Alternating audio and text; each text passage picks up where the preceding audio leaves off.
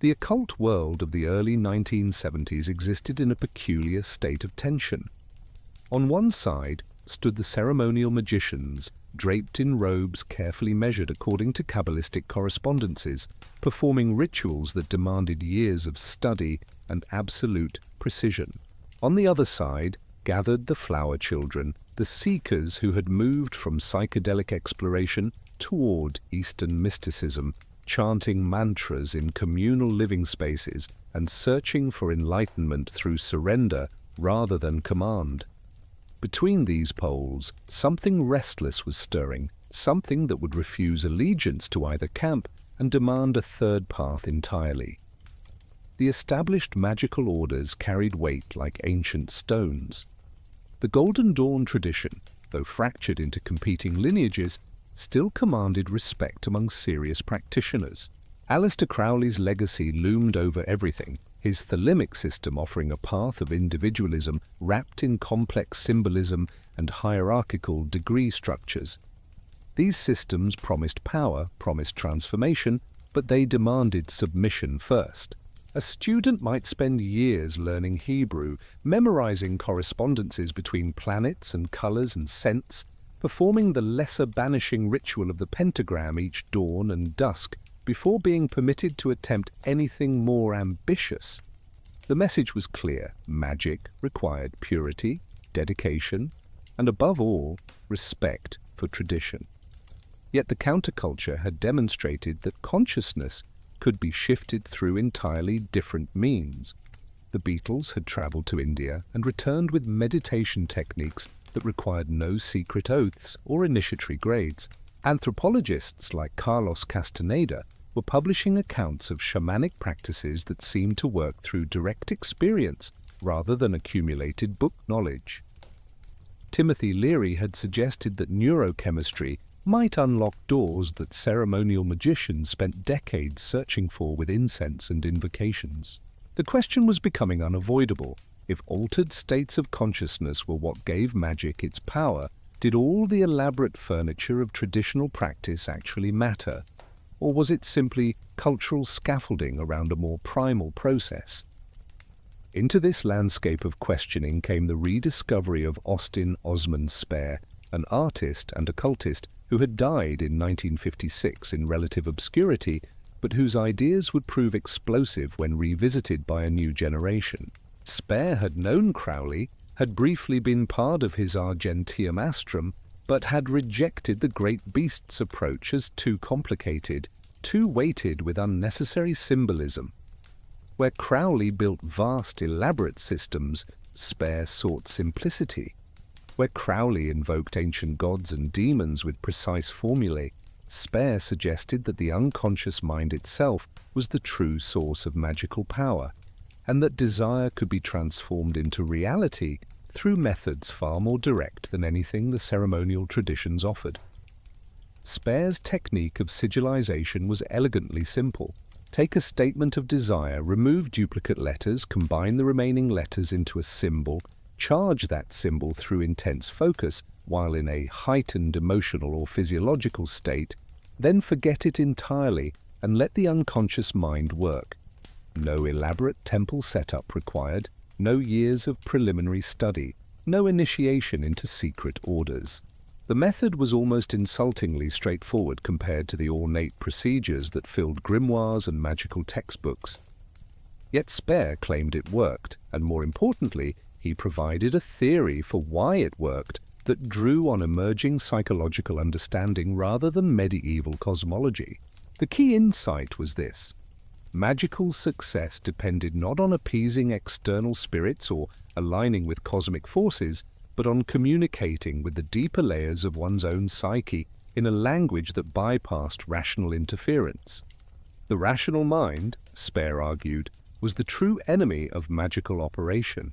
It was the part that doubted, that second-guessed, that imposed the limitations of consensus reality on the limitless potential of the unconscious. Desire had to be planted below that rational threshold, sealed away from conscious meddling, allowed to work in the dark soil of the unconscious until it manifested in external reality. The elaborate rituals of ceremonial magic might be effective, but only because they overwhelmed the conscious mind through sensory overload and exhaustion, not because the specific symbols or entities invoked had any objective reality. This perspective was deeply threatening to the established magical community. It suggested that all their carefully preserved secrets, all their grades and initiations and oath-bound mysteries, might be little more than theatrical props. The power was not in the tradition itself, but in the psychological states the tradition could induce. And if that was true, then anyone could access those states through any method that worked for them personally. The gatekeeper function of the magical orders became obsolete. The idea that some lineages were more authentic or powerful than others became questionable. Magic was democratized in a way that many traditional practitioners found disturbing. The 1970s provided fertile ground for this democratization. The broader culture was questioning all forms of established authority. Young people were rejecting the career paths their parents had followed, the political structures that had led to Vietnam, the religious institutions that seemed increasingly irrelevant to contemporary life. Why should magical authority be any different?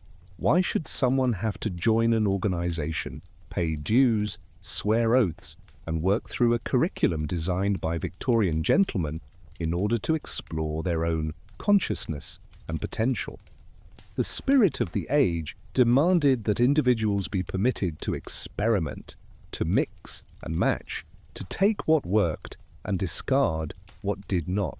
Spare had died before this cultural moment arrived, but his books were being reprinted, his art was being rediscovered, and a handful of practitioners were beginning to seriously engage with his methods. What they found was that sigilization did seem to produce results, often uncannily specific ones. More importantly, it produced results without requiring belief in any particular metaphysical system. A practitioner could be a materialist who saw the whole process as sophisticated self-hypnosis, or a mystic who believed in literal thought forms being projected into astral substance, and the technique worked either way. The mechanism did not matter, only the results mattered. This pragmatic attitude would become the cornerstone of everything that followed. Traditional ceremonial magic had always maintained an uneasy relationship with belief. On one hand, the grimoires and instruction texts insisted that success required unwavering faith in the reality of the spirits being invoked and the efficacy of the procedures. On the other hand, the same texts were often quite clear that the magician must maintain a commanding position, must never submit to the entities contacted, must remember that human will was the highest authority in the operation. This created a paradox: believe completely, but remain skeptical enough to stay in control. Different practitioners resolved this tension differently, but it was always present, always requiring a kind of mental balancing act. Spare's approach cut through this paradox by redefining what was happening. There were no external spirits to believe in or disbelieve in.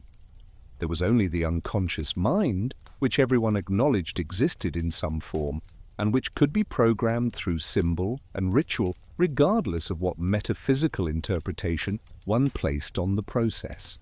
Belief became a tool rather than a requirement. If adopting a particular belief system temporarily helped achieve the necessary psychological state, then adopt it for the duration of the operation and discard it afterward. The magician was not bound to any single worldview, but could move fluidly between them as tactical necessity dictated. This flexibility was intoxicating to a generation that had grown up with access to global information. The previous generation of Western occultists had generally committed to a single tradition, whether that was Hermetic, Thelemic, Wiccan, or some other path. They became Buddhists or ceremonial magicians or witches, and that identity shaped their practice for decades. But young people in the 1970s had been exposed to a dizzying array of spiritual and magical systems through books, travel, and increasingly interconnected counterculture networks. They had seen that Tibetan Buddhism offered certain techniques, that African diaspora traditions offered others, that Native American shamanism had its own approaches, that each system contained useful elements alongside cultural baggage that might be irrelevant to someone outside that culture. The question became, why choose? Why not be a Buddhist on Monday, a ceremonial magician on Wednesday, and a shaman on Friday, if each framework offered tools useful for different purposes? Traditional practitioners recoiled from this as spiritual tourism at best, appropriation, and dilettantism at worst. They argued that deep practice required commitment, that jumping between systems prevented the kind of profound immersion that led to real transformation.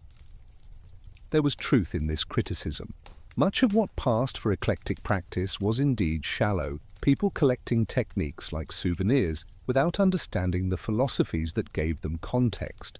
But there was also something genuinely new emerging, a different kind of relationship to spiritual and magical technology.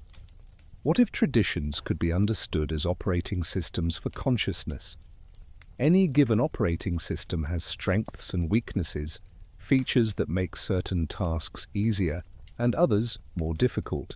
A skilled user does not marry themselves to a single operating system out of tribal loyalty, but learns to work with multiple systems and chooses the appropriate one for the job at hand. This metaphor, which would become increasingly apt as computers became more central to culture, suggested a way of engaging with magical traditions that was neither reverent submission nor disrespectful plundering. The ceremonial magic traditions had preserved genuine techniques, methods that demonstrably altered consciousness and produced results.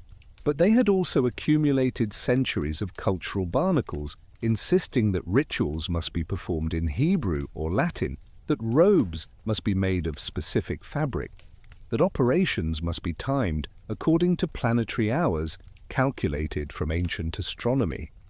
Much of this was arguably unnecessary cultural expressions of the times and places where the traditions developed, rather than essential features of the magical technology itself. What was needed was a process of reverse engineering, stripping away the cultural specifics to reveal the underlying psychological and physiological mechanisms that made the magic work. Spare had begun this process, but his work was largely limited to sigilization and certain techniques of trance and possession, drawn from his interest in shamanism and what he called atavistic resurgence. A fuller revolution would require engaging with a broader range of magical technologies, testing them pragmatically, discarding what proved to be mere tradition, and retaining what produced reliable results. It would require a willingness to offend purists, to be accused of superficiality and cultural appropriation, to risk the anger of spirits who might resent being treated as psychological constructs rather than autonomous beings. Most of all, it would require courage to operate without the safety net of tradition, without the reassurance that if you follow the prescribed steps correctly, the lineage guarantees a particular outcome. The occult underground of the 1970s contained many who were interested in this project, but few who were willing to articulate it as a coherent philosophy. There were experiments happening in private, practitioners mixing techniques from different sources, testing simplified versions of complex rituals, exploring whether the psychological insights of Spare could be applied to other magical operations beyond sigilization. But these experiments were mostly individual and isolated. What was missing was a framework, a theoretical basis that could tie together these various explorations and give practitioners permission to be boldly eclectic, to trust their own experience over received wisdom. The answer, when it came, would emerge from England, from the same general milieu that had produced the punk movement. Punk's attitude of defiant amateurism, its insistence that 3 chords and raw energy mattered more than technical perfection, its rejection of rock stardom's pretensions in favor of direct confrontational connection with the audience, would find its occult equivalent. Magic was about to get stripped down, sped up, and made deliberately offensive to the sensibilities of those who took themselves too seriously. The elaborate temples would be replaced with garages and squats. The reverent invocations of ancient god names would give way to experiments with calling spirits from comic books and advertisements. The careful calculation of astrological timing would be dismissed in favor of doing magic whenever the urge struck. Everything that could be questioned would be questioned, and what survived that questioning would form the basis of a new approach that refused to even call itself a tradition, since that word implied exactly the kind of ossification and authority that needed to be dynamically opposed. But before this explosion could happen, there needed to be individuals willing to light the fuse. There needed to be people who had immersed themselves deeply enough in traditional practice to understand what they were rebelling against, who had achieved enough practical success with established methods to speak with some authority, but who had also reached a point of frustration with the limitations and pretensions of the occult establishment. There needed to be a moment when the various threads of discontent and experimentation that had been building through the decade could be woven together into something coherent enough to have an identity, loose enough to avoid becoming another dogmatic system. That moment was approaching, and when it arrived, it would name itself in a way that perfectly captured its rejection of order and embrace of uncertainty. It would call itself Chaos Magick, and nothing in the Western occult landscape would be quite the same afterward. Ray Sherwin had been practicing magic for years before he decided that most of what he had learned was probably unnecessary. He had worked through the Golden Dawn system, studied Crowley's writings with the kind of attention usually reserved for scripture, performed elaborate rituals in properly consecrated spaces with carefully prepared tools. The magic had worked, at least sometimes, but Sherwin had begun to suspect that it worked despite the elaborate trappings rather than because of them. Every successful operation seemed to hinge on achieving a particular mental state, a moment of intense focus or emptiness that had little to do with whether the candles were the correct color or the invocations were pronounced with perfect accuracy. This realization was simultaneously liberating and isolating. Liberating because it meant that effective magic could be far simpler than the traditional texts suggested. Isolating because saying this out loud in occult circles tended to produce either hostility or dismissive laughter. The established practitioners had invested too much time and ego into their elaborate systems to consider that much of it might be expendable. The newcomers were usually still in the honeymoon phase of their chosen tradition, excited by all the complex correspondences and secret teachings, not yet frustrated by the gap between promised results and actual outcomes. Sherwin found himself in the uncomfortable position of being too experienced to dismiss, but too iconoclastic to be welcomed. Peter Carroll's journey had followed a somewhat different path, but arrived at remarkably similar conclusions. Carroll had a background in science, which gave him a particular perspective on magical practice. He approached occultism with the mindset of someone conducting experiments rather than preserving ancient wisdom. When a ritual produced the desired result, he wanted to understand what variables had been essential to that success. When a ritual failed, he wanted to identify what had gone wrong in terms that could be analyzed and corrected. This approach was itself somewhat radical in occult circles, where failure was often attributed to moral unworthiness or spiritual unpreparedness rather than technical error. Carroll had become particularly interested in the role of altered states of consciousness in magical work. Traditional texts spoke of building up emotional intensity, of achieving gnosis through various means, but they rarely analyzed these states systematically. Carroll began to categorize different types of gnosis, different mental conditions that seemed to make magic work.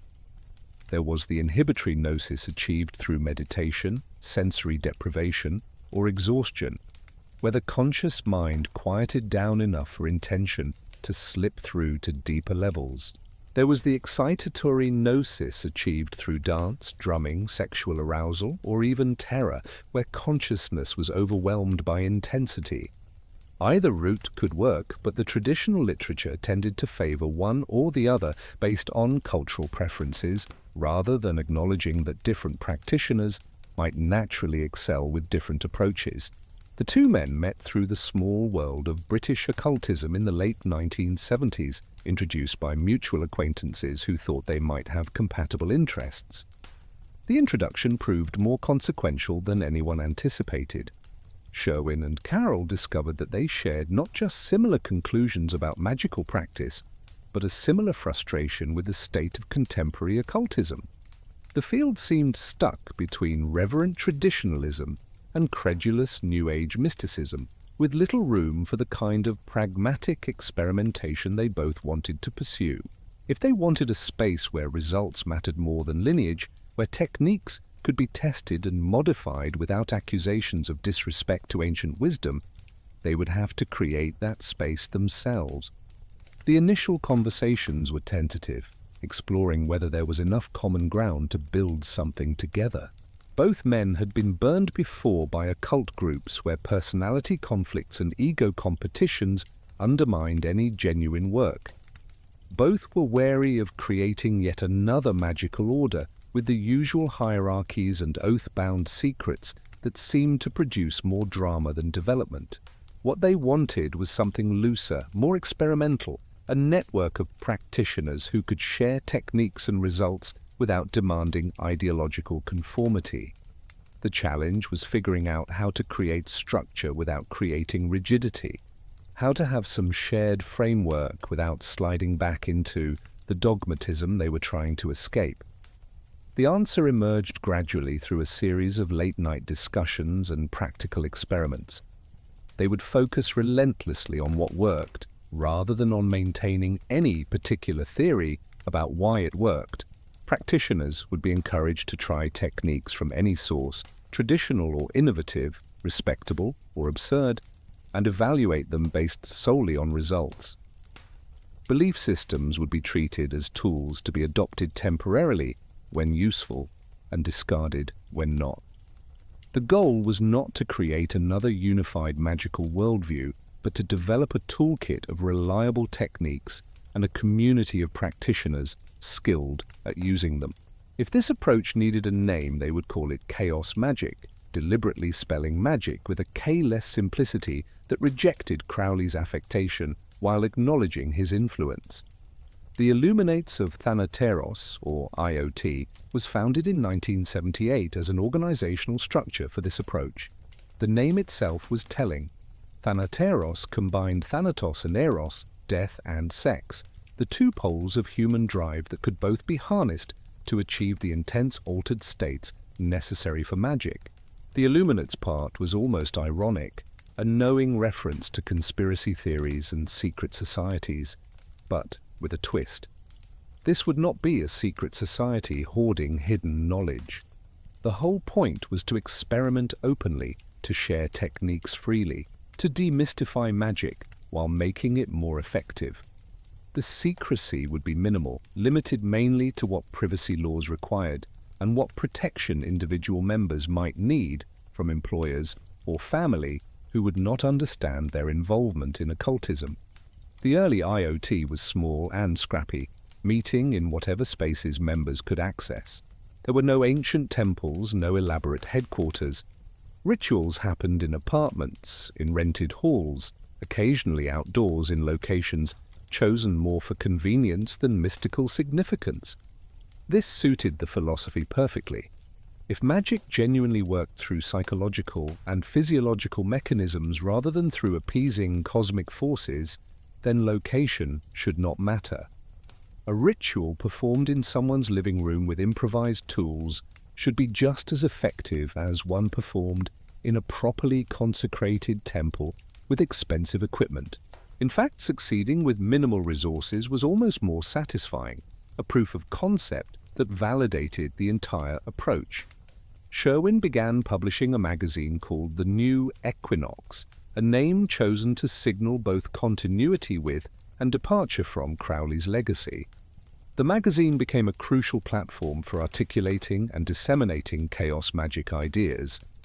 Issue by issue, Sherwin laid out the case for a radically simplified and pragmatic approach to occultism.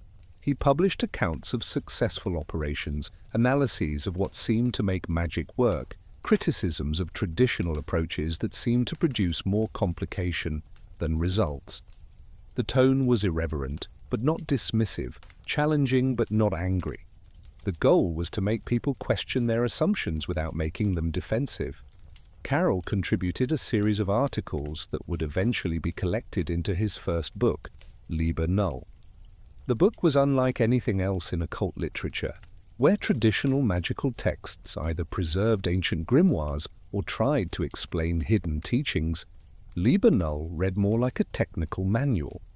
Carroll presented magic as a skill that could be learned through practice, like playing an instrument or speaking a foreign language.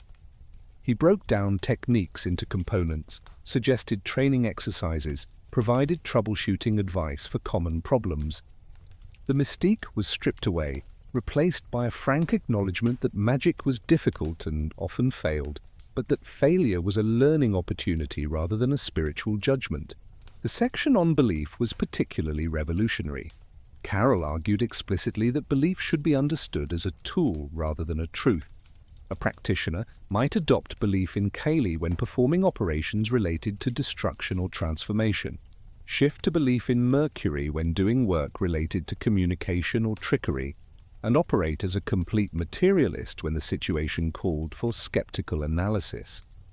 This was not hypocrisy or spiritual confusion, but tactical flexibility. Different belief systems provided different mental frameworks, and skilled magicians learned to shift between them as fluidly as an actor, shifting between roles. This approach outraged traditionalists across multiple fronts. Religious practitioners saw it as cynical manipulation, treating sacred entities as if they were merely psychological constructs. Ceremonial magicians saw it as dangerous, arguing that you could not simply invoke deities without proper respect and preparation. Even many eclectic practitioners felt that some baseline of genuine belief was necessary, that you could not effectively practice magic if you were simultaneously maintaining an ironic distance from your own practice. The criticism was fierce and often personal, attacking not just the ideas but the character of those promoting them. Yet the approach also resonated with many practitioners who had felt trapped by the demands of belief. How many people had struggled with magic precisely because they could not quite make themselves believe in the literal reality of angels and demons? How many had felt like failures because their rational minds kept interjecting doubts during rituals? Carroll was offering permission to acknowledge those doubts, to work with them rather than against them. You did not need to destroy your critical thinking to do magic. You needed to temporarily suspend it during operations, then reactivate it afterward to evaluate results. The doubting rational mind and the believing magical mind could coexist, taking turns rather than fighting for dominance. The IoT began to develop specific techniques for this kind of mental flexibility. Members practiced shifting between different belief paradigms, spending a week as a devout Christian, a week as a Buddhist, a week as a scientific materialist, learning to inhabit each worldview fully while remaining aware that it was a choice rather than an absolute truth. This was harder than it sounded. Genuine immersion in a belief system required more than intellectual acknowledgement. It required allowing that system to shape perception, to influence emotional responses, to guide behavior. But the payoff was significant.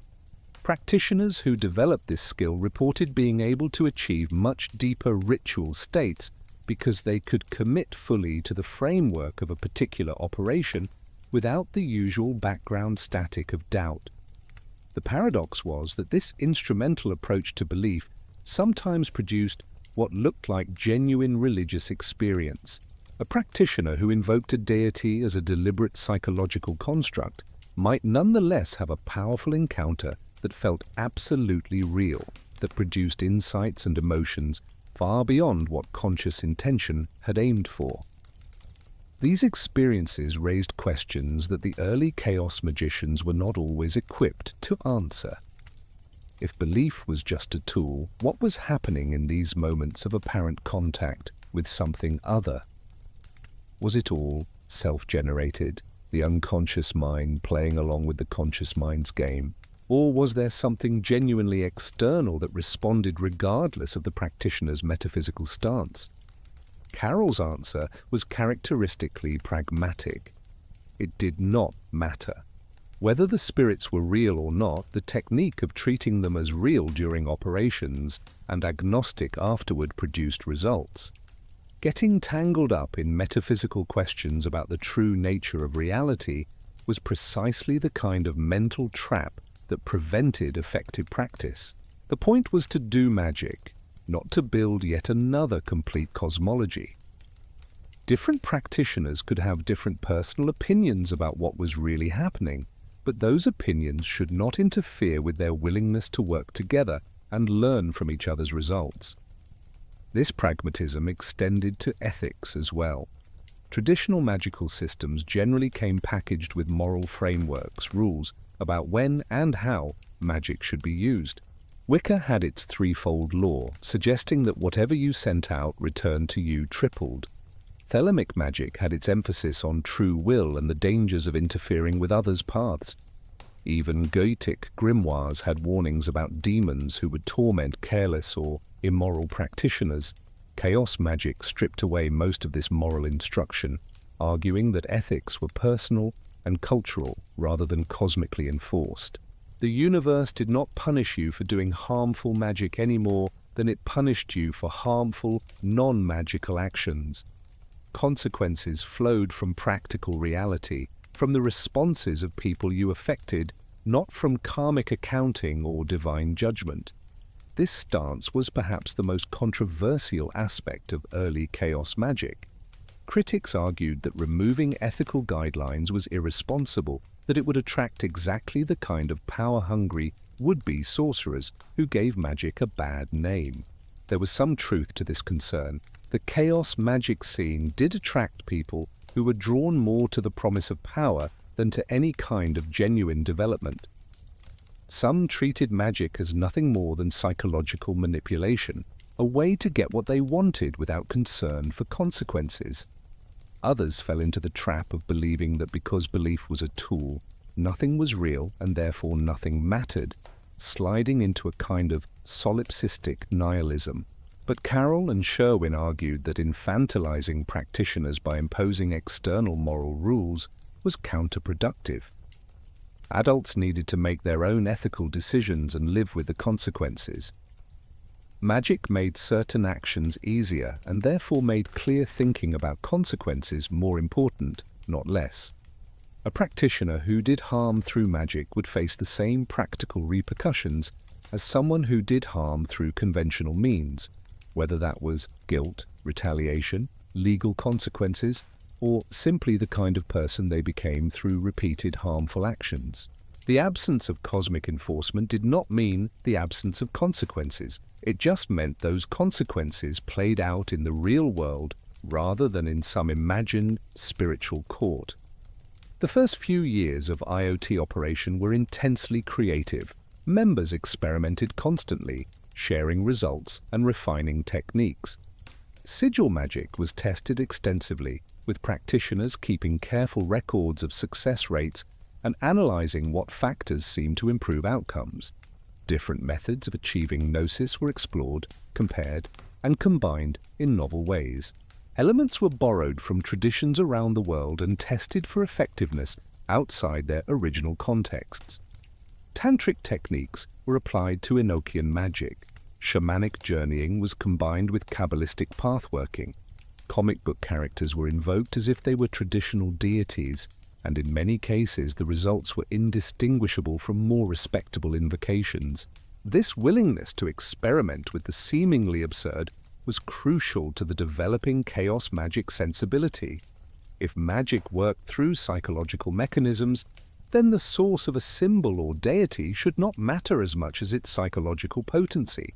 Superman might be a more effective god form for a particular practitioner than Thor, despite having no centuries of accumulated tradition behind him, simply because Superman resonated more strongly with that individual's psyche.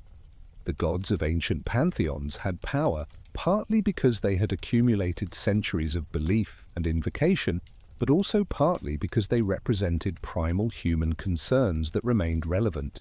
Modern fictional characters could tap into those same primal patterns, sometimes more directly than ancient figures whose original context had been lost to time. The publications continued, with both Sherwin and Carroll producing material that pushed boundaries and provoked arguments. Carroll's writing in particular had a sharp, confrontational edge. He seemed to take pleasure in saying exactly what would most offend traditional practitioners, not out of simple contrarianism, but because shock was itself a tool for breaking mental patterns. If readers found themselves getting angry, that anger indicated an attachment to a belief that might be worth examining. The goal was not to destroy tradition, but to shake loose the assumption that tradition was the only or best way forward. Some historical magical knowledge was genuinely valuable, refined through generations of practice, but some was simply historical accident, peculiarities of culture that had been mistaken for eternal principles. By the early 1980s, Chaos Magick had developed from a loose set of shared ideas into something approaching a coherent movement. It had publications, organizational structure, a growing body of shared techniques, and most importantly, practitioners who were producing results and talking about them openly. The established occult community could no longer ignore or dismiss it. Whether Chaos Magick would become a lasting influence or burn out as a passing fad remained to be seen, but it had already accomplished something significant. It had demonstrated that magic could be approached experimentally and pragmatically without losing effectiveness. It had created space for practitioners who wanted to work outside traditional structures without being isolated. And it had asked questions that the occult community would continue grappling with for decades. What is belief really for? What parts of tradition are essential and what parts are cultural habit? And if magic works, what does that mean about the nature of reality? The mechanics of sigil magic became the entry point through which most practitioners first encountered chaos magic principles. The process seemed almost absurdly simple when laid out step by step. Write down a statement of desire in present tense, as if it has already happened. Remove all duplicate letters from that statement. Combine the remaining letters into a symbol, arranging them artistically until the result pleases the eye and no longer obviously resembles letters. Stare at the sigil while in a state of intense focus or emptiness, allowing it to imprint on the unconscious mind. Then destroy the physical sigil and deliberately forget both it and the original desire, trusting the unconscious to manifest the intention without conscious interference. Each step served a specific purpose in the overall mechanism.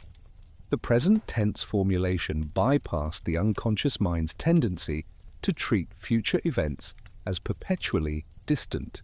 Removing duplicate letters and creating an abstract symbol prevented the conscious mind from continuously rehearsing the desire in language which would keep it in the realm of fantasy rather than allowing it to sink into the domain where actual manifestation became possible.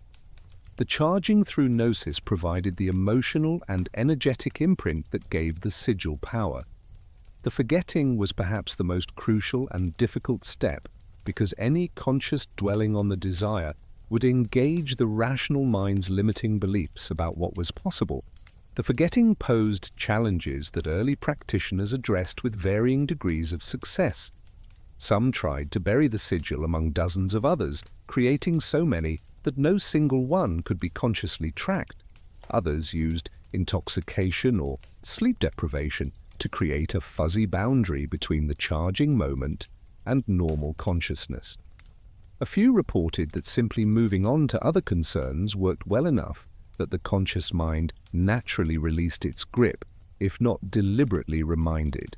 The diversity of approaches reinforced a central chaos magic principle.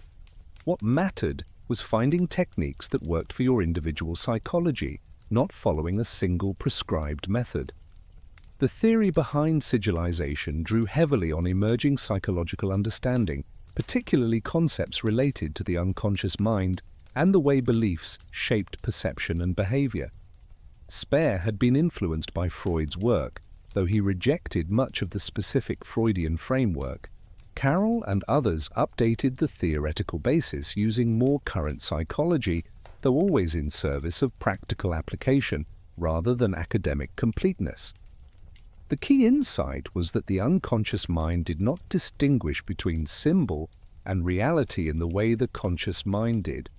Feed it the right symbolic information in the right state, and it would begin orienting behavior, attention, and perception toward manifesting the symbolized desire. This raised immediate questions about the mechanism of manifestation. How exactly did an unconscious intention become external reality? The answers varied depending on which practitioner you asked and what paradigm they were operating within at the moment. The psychological model suggested that sigils worked by altering the practitioner's own behavior in subtle ways, making them more likely to notice and pursue opportunities related to their desire. The energy model proposed that focused intention created actual ripples in some kind of subtle field that influenced probability and circumstance. The spirit model suggested that sigils were essentially instructions to unconscious portions of the self or to external entities that could manipulate reality.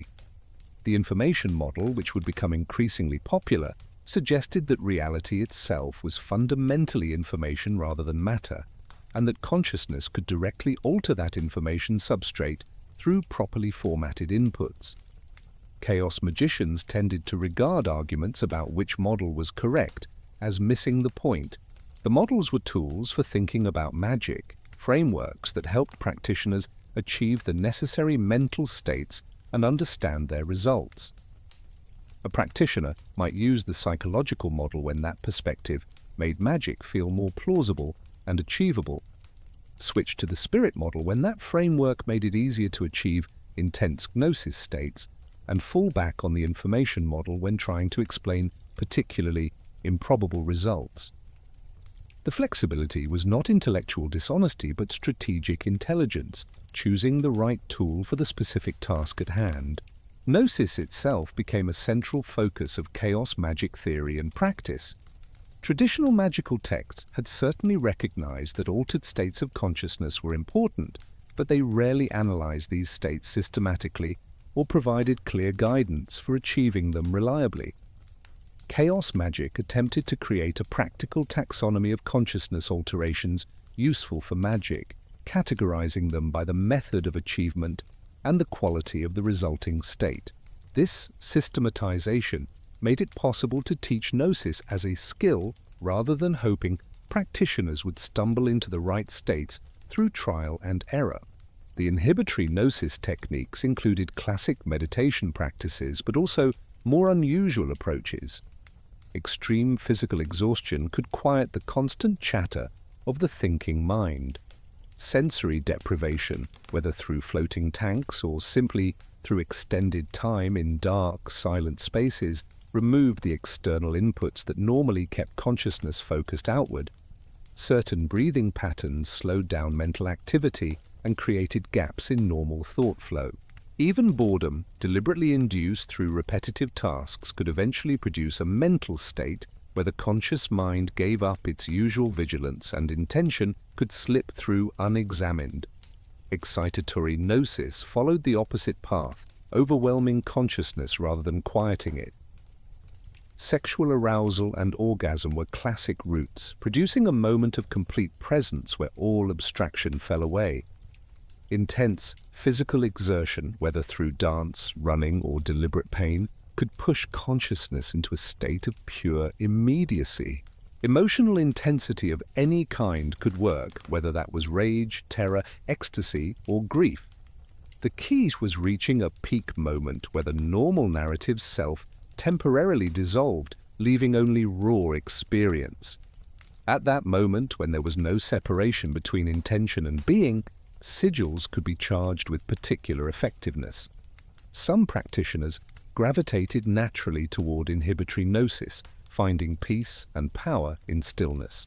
Others worked better with excitatory methods, needing intensity to break through their usual mental patterns. Chaos Magick encouraged practitioners to experiment with both and develop versatility, because different operations might call for different approaches. A curse might draw power from rage-induced gnosis, while a healing might work better from a place of meditative calm. Flexibility extended not just to belief systems, but to the full range of consciousness alteration techniques. The concept of gnosis also provided a framework for understanding why traditional magical rituals worked when they did. The elaborate ceremonial procedures could be analyzed as methods for inducing altered states through a combination of sensory overload, physical exhaustion, emotional intensity, and expectation.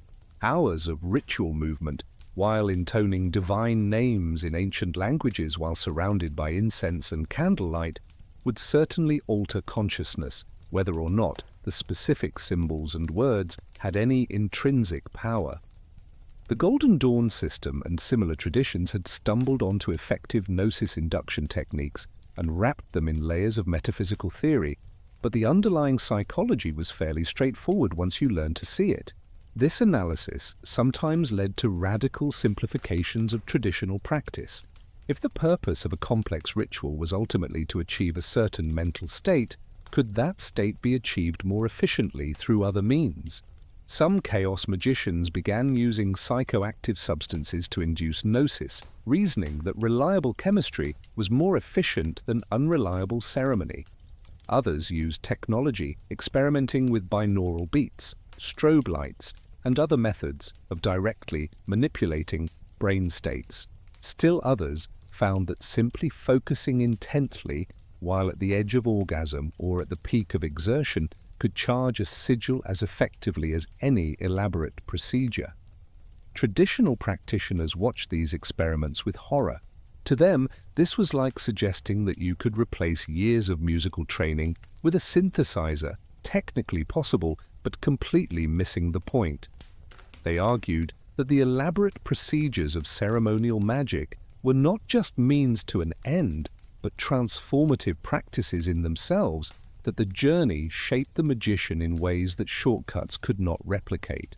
There was something valuable, they insisted, in learning patience through long periods of preparation, in developing precision through attention to ritual detail, in building relationship with spiritual forces through repeated formal contact.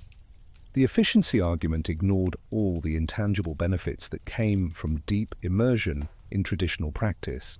The chaos magicians responded that those intangible benefits could be pursued by those who valued them, but they should not be confused with the practical mechanics of making magic work. If someone found meaning and transformation in traditional practice, that was wonderful, but it should not be presented as the only or best path. Different practitioners had different needs and different obstacles.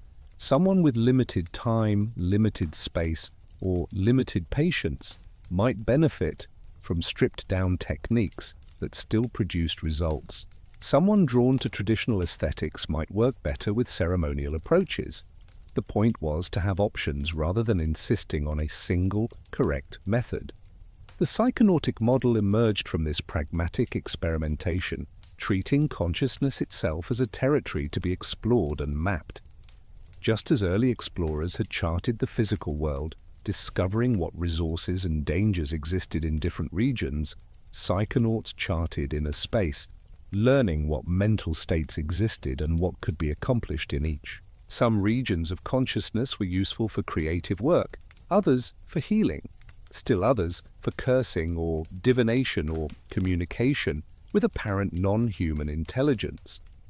A skilled psychonaut learned to navigate these regions deliberately rather than drifting through them at random. This cartography of consciousness drew on multiple sources. Shamanic traditions had long recognized different realms accessible through trance, typically divided into upper worlds, middle worlds, and lower worlds, each with different inhabitants and purposes. Mystical traditions spoke of ascending through various levels of reality, from material to subtle, to causal, to absolute. Psychological models described subconscious, conscious, and superconscious levels of mind. Chaos Magick synthesized these maps while maintaining that all of them were ultimately constructs, useful fictions rather than literal descriptions of objective territories. The synthesis with psychology was never complete or entirely comfortable. Academic psychology largely rejected the reality of magical phenomena, treating reported successes as either coincidence, selective memory, or self-fulfilling prophecy. Chaos magicians, in turn, were wary of being reduced to mere psychology, to having their practice explained away as elaborate self-hypnosis with no real power beyond placebo effect.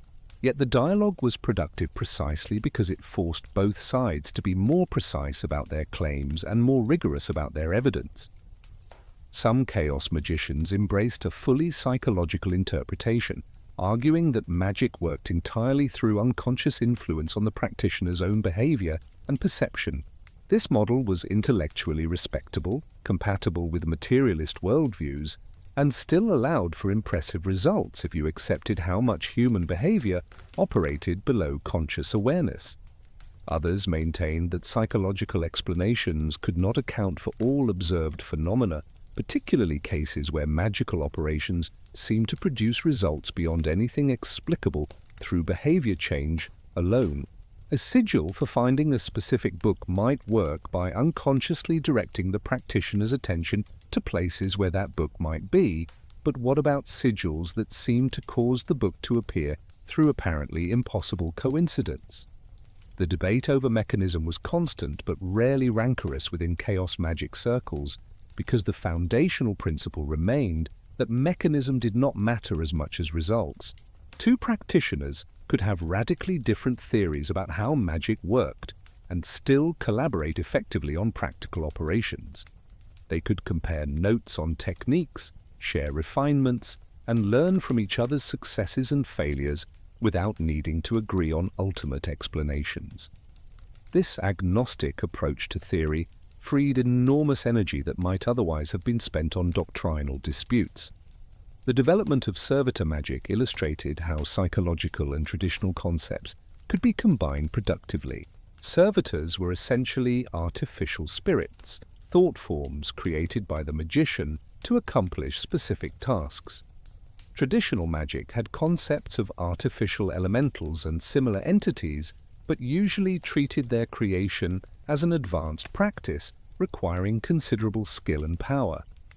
Chaos Magick simplified the process and made it accessible to beginners while remaining agnostic about whether servitors were genuinely independent entities or simply sophisticated, dissociated aspects of the practitioner's own psyche. Creating a servitor involved defining its purpose precisely, giving it a name and symbolic appearance, charging it with energy through gnosis while strongly visualizing its existence, and then releasing it to accomplish its task. Some practitioners created permanent servitors that could be called upon repeatedly for ongoing needs.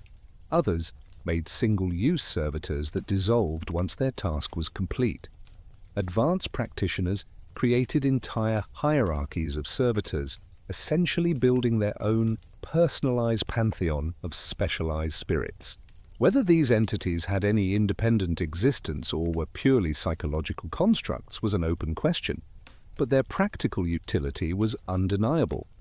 The servitor concept also provided a framework for understanding and working with traditional spirits, entities from established magical and religious systems. From a Chaos Magick perspective, these ancient spirits might be thought forms accumulated over centuries of belief and invocation, given power and relative autonomy by the energy poured into them by countless practitioners. Or they might be genuinely independent beings who existed regardless of human belief. Or they might be useful fictions that human psychology naturally organized itself around. Again, the metaphysical status did not need to be determined to make practical use of the technique. A magician could invoke Hermes using all the traditional correspondences and protocols, then analyze the results through psychological or spiritual lenses as suited their inclination. This flexibility extended to divination practices as well. Tarot, runes, I Ching, and other systems could be understood as sophisticated randomizers that allowed the unconscious mind to communicate through symbolic selection. Or they could be seen as methods of tapping into synchronicity, meaningful coincidence that reflected the interconnection of all events. Or they could be viewed as channels through which spirits or higher consciousness communicated. Practitioners used whatever framework made the practice feel most effective, and many found that shifting between frameworks helped prevent the staleness that could come from too much routine. The synthesis of psychology and occultism that Chaos Magick achieved was neither complete nor final. It was more like an ongoing conversation, a productive tension between explanatory frameworks that pushed practice forward, even as theory remained contested. The psychological lens kept magic grounded, forced practitioners to be honest about their results and clear about their methods. The occult lens kept possibilities open, prevented premature closure around limiting beliefs about what consciousness could accomplish. Together they created a space where serious experimentation could happen, where successes could be celebrated and analyzed without requiring commitment to any particular metaphysical system. The core principles had been established, the basic techniques refined. What remained was to see how far they could be pushed, and what territories of experience they could open.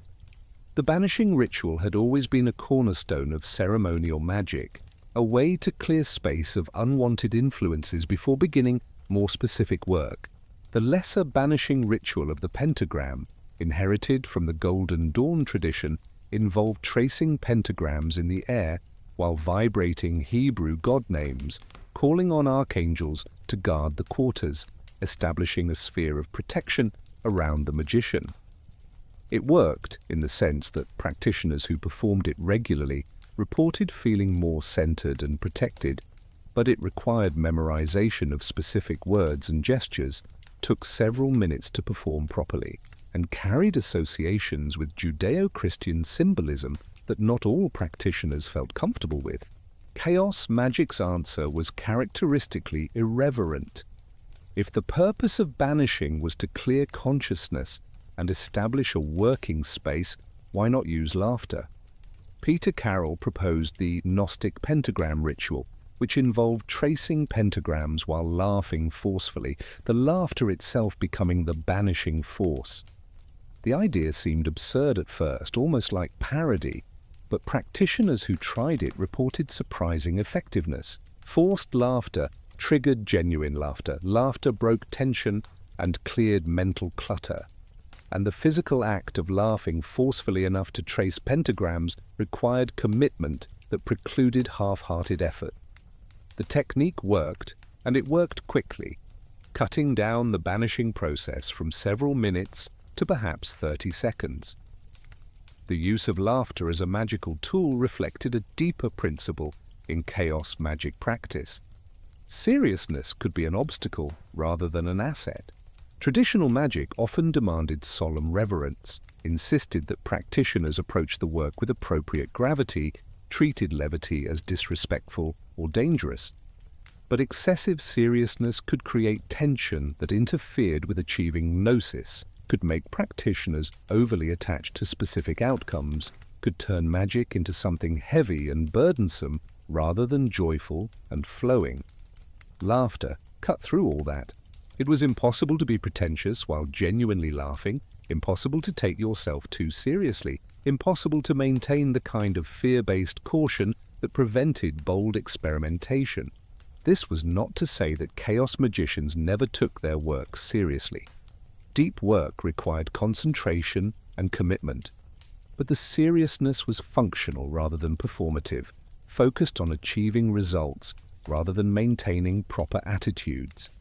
A practitioner might approach a curse with deadly intent, channel genuine rage into the working, and then immediately afterward crack jokes about the whole enterprise. The emotional investment was real during the operation, but did not need to extend beyond it.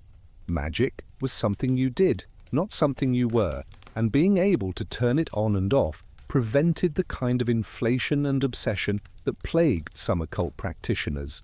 Servitor creation became one of the most popular and accessible chaos magic techniques, partly because it produced tangible results quickly, and partly because it could be scaled from simple to sophisticated.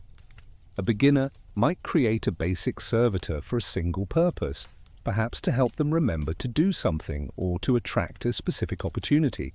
The process was straightforward enough to complete in a single session. Define the purpose with absolute clarity, design a symbol or mental image to represent the servitor, charge that symbol through whatever gnosis method you preferred, and release the servitor to do its work. Some practitioners wrote out detailed instructions like programming code, others worked more intuitively, but the basic structure remained consistent. More advanced servitor work involved creating entities with ongoing existence and multiple capabilities. These servitors received more elaborate charging, were fed with regular attention or offerings, developed distinct personalities through accumulated interaction. Some practitioners reported that their servitors began to behave in unexpected ways, showing initiative beyond their original programming, almost seeming to develop autonomy. Whether this represented genuine independent existence, sophisticated psychological dissociation, or simply the unconscious mind playing along with the conscious mind's game remained unclear. What was clear was that servitors, however understood, could be remarkably useful tools. The ethical questions around servitor creation mirrored larger debates about artificial intelligence and creation of conscious beings. If a servitor did develop something approaching consciousness, what responsibility did the creator bear for its well-being? Could you ethically create a being solely to serve your purposes and then destroy it when no longer needed? Some practitioners developed careful protocols for retiring servitors, thanking them for their service, and releasing their energy rather than simply dissolving them abruptly. Others treated servitors as purely unconscious constructs, no more deserving of ethical consideration than computer programs. The debate remained unresolved, but it prompted practitioners to think carefully about the beings they brought into existence, even provisional existence in mental space. The relationship between invocation and evocation, traditionally, a clear distinction, became fluid and complex in chaos magic practice. Classical grimoire magic carefully separated the two. Evocation meant calling a spirit into external manifestation, typically into a triangle outside the protective circle where the magician stood. The spirit remained external, other, safely contained where it could be commanded and dismissed. Invocation meant calling a force into yourself, allowing it to possess or inspire you, temporarily becoming a channel for the invoked entity.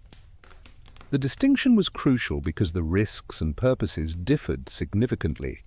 Chaos magic questioned whether this distinction was as fundamental as it appeared. From a psychological perspective, all magical operations involved altered states of consciousness within the practitioner. Even evocation, where the spirit appeared to manifest externally, might be understood as projection of internal content. The magician was always working with their own consciousness, whether that consciousness was interpreting external reality, generating internal imagery, or some combination of both. This did not mean there was no value in distinguishing invocation from evocation, but it suggested the line between them was more permeable than traditional texts acknowledged. Invocation became a particularly important practice in chaos magic, though approached with characteristic pragmatism. Rather than limiting invocation to gods and goddesses from established pantheons, practitioners invoked anything that had psychological potency: literary characters, historical figures, abstract concepts, even corporate logos if they carried enough mimetic weight. The criterion was not traditional legitimacy, but practical effectiveness. If invoking Batman helped a practitioner access courage and tactical thinking, then Batman was a valid god form for that purpose. If invoking the spirit of scientific method helped someone approach a problem with appropriate skepticism, then science itself could be invoked. The technique of invocation involved researching the entity thoroughly, steeping yourself in its mythology and characteristics, building up a detailed internal sense of its nature. Then, through ritual and gnosis, you invited that entity to temporarily override your normal personality, to speak through you and perceive through you. Done well, invocation produced a distinct shift in consciousness, a feeling of being moved by something larger than your usual self. The thoughts that came during invocation often had a different quality, more archetypal, less conditioned by personal history. Whether this represented actual contact with an external being or merely accessing deep structures within your own psyche, the state itself was valuable for gaining perspective and power. Some practitioners developed long-term relationships with specific entities through repeated invocation. Over time, these relationships deepened, the invoked entity becoming easier to contact, its personality becoming more defined and consistent. This long-term work began to resemble traditional forms of devotional practice, though without the requirement of literal belief. You could love and honor a deity while remaining agnostic about its objective existence, treating relationship with the divine as phenomenologically real and psychologically valuable, while refusing to make definitive metaphysical claims. The 8-pointed star became Chaos Magick's central symbol, its most recognizable visual marker. The symbol had ancient precedents appearing in various cultures, but chaos magicians adopted it with specific meaning. The 8 points represented different forms of magic, different approaches to altering reality through consciousness. The exact correspondence of which points meant what varied between practitioners and groups, but common interpretations included enchantment, divination, evocation, invocation, illumination, consecration, transformation, and destruction. The center of the star represented pure chaos itself, the primal creative force from which all magical operations drew power. The 8-pointed star served both as a meditative symbol and as a practical ritual tool. Practitioners visualized it during invocations, drew it in the air during banishing, used it as a focus for achieving gnosis. Some created physical representations of the symbol as altarpieces or wore it as jewelry, though always with the understanding that the symbol itself had no inherent power beyond what the practitioner invested in it. The star was not sacred in any absolute sense, but became sacred through use, through association with successful magical work, through the accumulated intention poured into it over time. Each point of the star could be developed as a separate discipline, an area of magical skill to be cultivated. A practitioner might spend months or years focusing on one point, mastering the techniques associated with that form of magic, before moving to another. This provided a structure for magical education without the rigid hierarchy of traditional orders.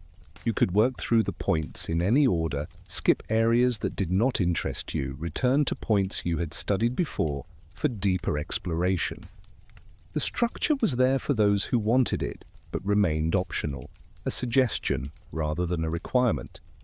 The concept of magical paradigm shifting was encoded in the 8-pointed star as well. Each point represented not just a type of magic, but a way of thinking about magic, a complete system that could be adopted temporarily and then released. Moving around the star meant moving through different frameworks, different assumptions about what magic was and how it worked. This constant shifting prevented calcification around any single worldview, kept practitioners flexible and experimental, reinforced the core Chaos Magick principle that belief was a tool rather than a prison. Ritual structure in Chaos Magick tended toward minimalism while remaining adaptable to individual needs. The basic framework was simple: clear the space through banishing, achieve gnosis through whatever method suited the operation, perform the magical act itself while maintaining gnosis, close the working with another banishing or grounding activity, and record the results for later analysis. Within this framework, enormous variation was possible. One practitioner might work in complete darkness with only a candle, another might use elaborate altars with multiple symbolic objects, Another might work entirely mentally without any physical props at all. The emphasis on recording results and analyzing them systematically set Chaos Magick apart from many traditional approaches. Too often, magical practitioners performed operations and then interpreted whatever happened as proof of success, engaging in exactly the kind of confirmation bias that made testing claims about magic nearly impossible. Chaos Magick encouraged brutal honesty about results. If a sigil was supposed to produce a specific outcome and did not, that was a failure that needed to be analyzed to improve future work. If an operation seemed successful, that success should be documented clearly so the technique could be repeated and refined. This experimental approach did not eliminate subjective interpretation, but it created a culture where admitting failure and learning from it was valued over maintaining pretense of constant success. The development of group rituals in the IoT followed similar principles. Rather than working with fixed liturgies, groups improvised based on the specific purpose and the participants present. Someone with skill at trance drumming might provide rhythm for others to achieve gnosis. Someone with strong visualization abilities might hold the group intention steady. Someone with talent for invocation might channel the relevant entity, while others fed energy into the working. The division of labor was functional and flexible, with roles shifting as needed rather than being assigned based on hierarchical rank. These group operations revealed something interesting about the collective aspects of magic that traditional solo practice could miss. When multiple practitioners achieved gnosis simultaneously while focused on a shared intention, the results often seemed stronger and stranger than solo work. Whether this represented actual multiplication of magical power, social reinforcement of belief, or simply the statistical effect of multiple attempts at the same goal remained debatable. But the experience of group gnosis had a quality that solo work rarely matched, a sense of contact with something genuinely transpersonal, a merging of consciousness that felt profound regardless of its ultimate explanation. The practical techniques that emerged from early Chaos Magick experimentation formed a toolkit that practitioners could draw on selectively. Not everyone needed to master every technique. Someone might work primarily with sigils and never bother with invocation. Another might focus on divination and healing work while ignoring cursing entirely. The point was to have options, to be able to choose the right tool for the situation rather than trying to force every problem into the framework of a single magical system. This pragmatic eclecticism remained one of Chaos Magick's most distinctive and valuable features, a refusal to let theory constrain practice or tradition limit innovation. The zine culture of the 1980s and early 1990s provided perfect distribution channels for Chaos Magick ideas. Photocopied publications with stapled spines and hand-drawn illustrations circulated through underground networks, passed from hand to hand at occult bookshops and anarchist gatherings, mailed to subscribers whose addresses were gathered through want ads in alternative publications. These zines operated outside commercial publishing, free from editorial oversight or marketing concerns, raw expressions of individual perspective that could say things no mainstream publisher would touch. Chaos Magick found a natural home in this landscape, where irreverence was currency and established authority was automatically suspect. The aesthetic of these zines matched Chaos Magick's philosophy perfectly. They were deliberately rough, rejecting the polished professionalism of traditional occult publishers. Cut-and-paste layouts mixed typewritten text with hand-drawn sigils, photocopied photographs with spray-painted symbols. The production quality screamed that this was not being done for money or prestige, but for the sheer necessity of getting ideas into circulation. Readers could sense the obsessive energy behind these publications, the late nights hunched over kitchen tables assembling pages, the trips to copy shops to run off 50 or 100 copies on the cheapest paper available. This was magic as punk rock, stripped of pretension, accessible to anyone with ideas and initiative. Some zines focused exclusively on Chaos Magick, documenting experiments and sharing techniques with a level of practical detail rarely seen in traditional occult publishing. Others mixed magical content with anarchist politics, psychedelic trip reports, experimental fiction, conspiracy theories, and cultural criticism. This mixing reflected how chaos magic was being practiced by people whose lives did not divide neatly into separate compartments. Magic was not separate from politics or art or consciousness exploration. It was all part of a larger project of claiming agency over reality, refusing to accept the limitations that society insisted were fixed and unchangeable. The names of these zines often captured their confrontational spirit.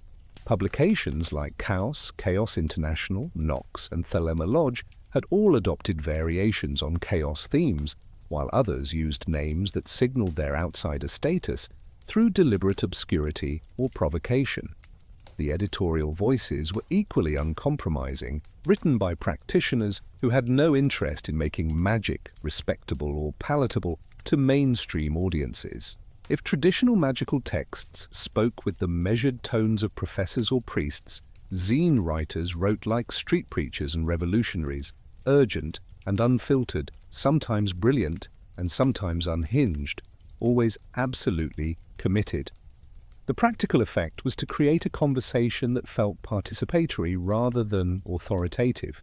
When you read a mass-market book on magic, you were receiving instruction from an expert, expected to absorb and implement their teachings. When you read a zine, you are being invited into an argument, expected to contribute your own experiments and critique what others were doing.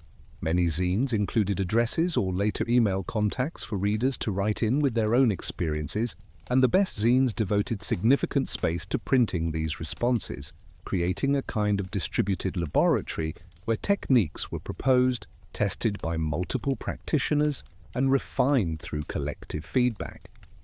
This participatory culture meant that chaos magic evolved rapidly, with innovations spreading through the community much faster than they could have through traditional publishing.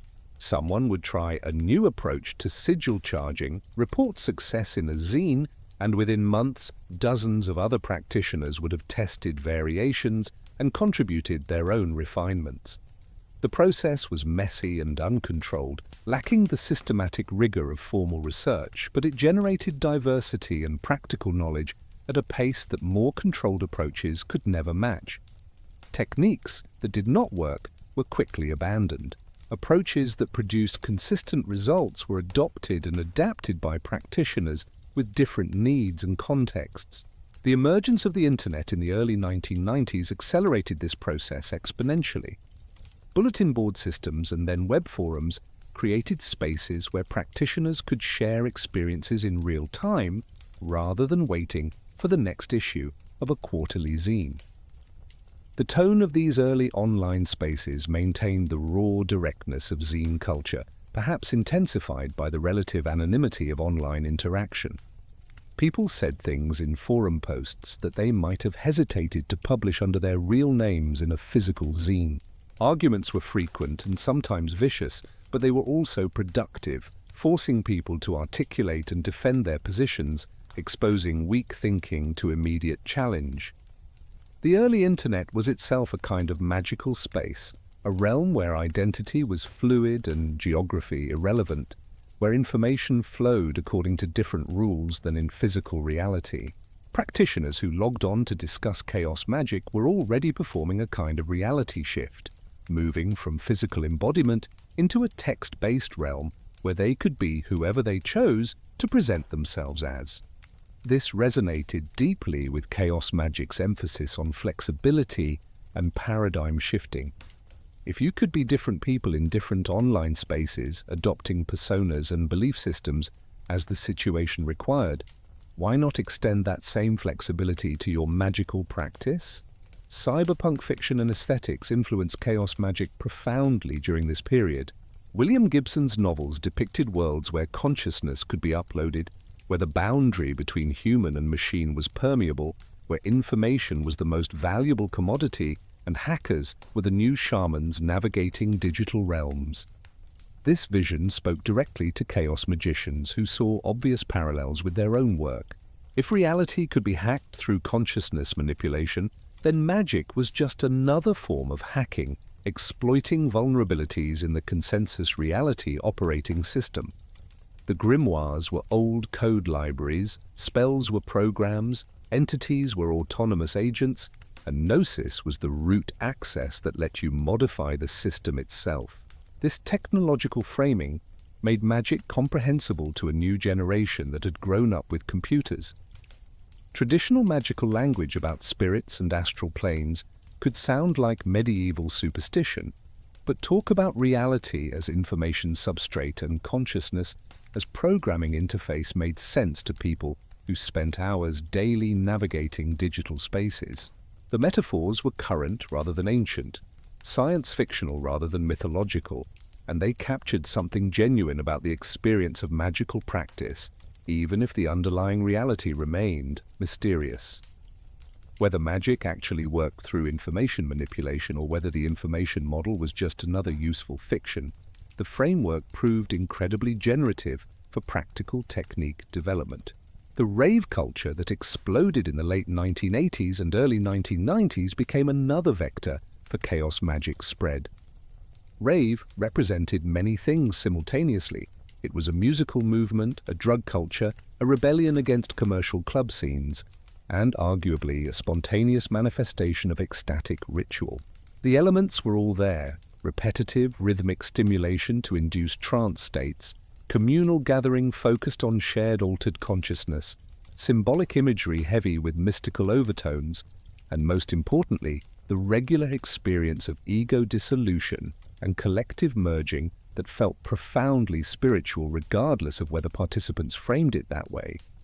Many ravers had no explicit interest in magic, but some recognized what they were experiencing as essentially shamanic.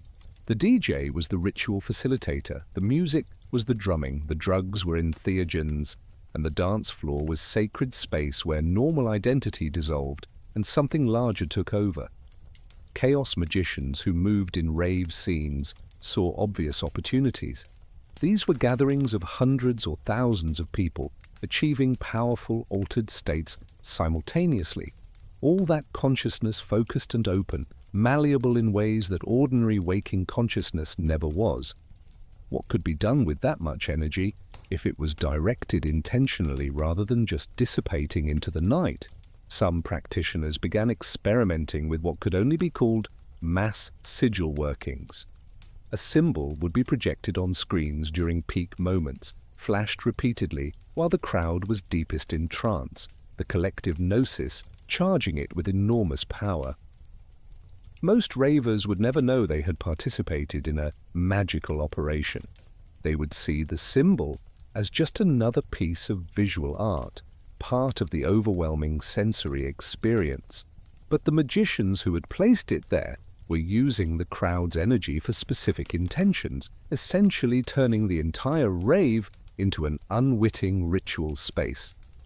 The ethics were questionable at best, but the reported results were sometimes remarkable.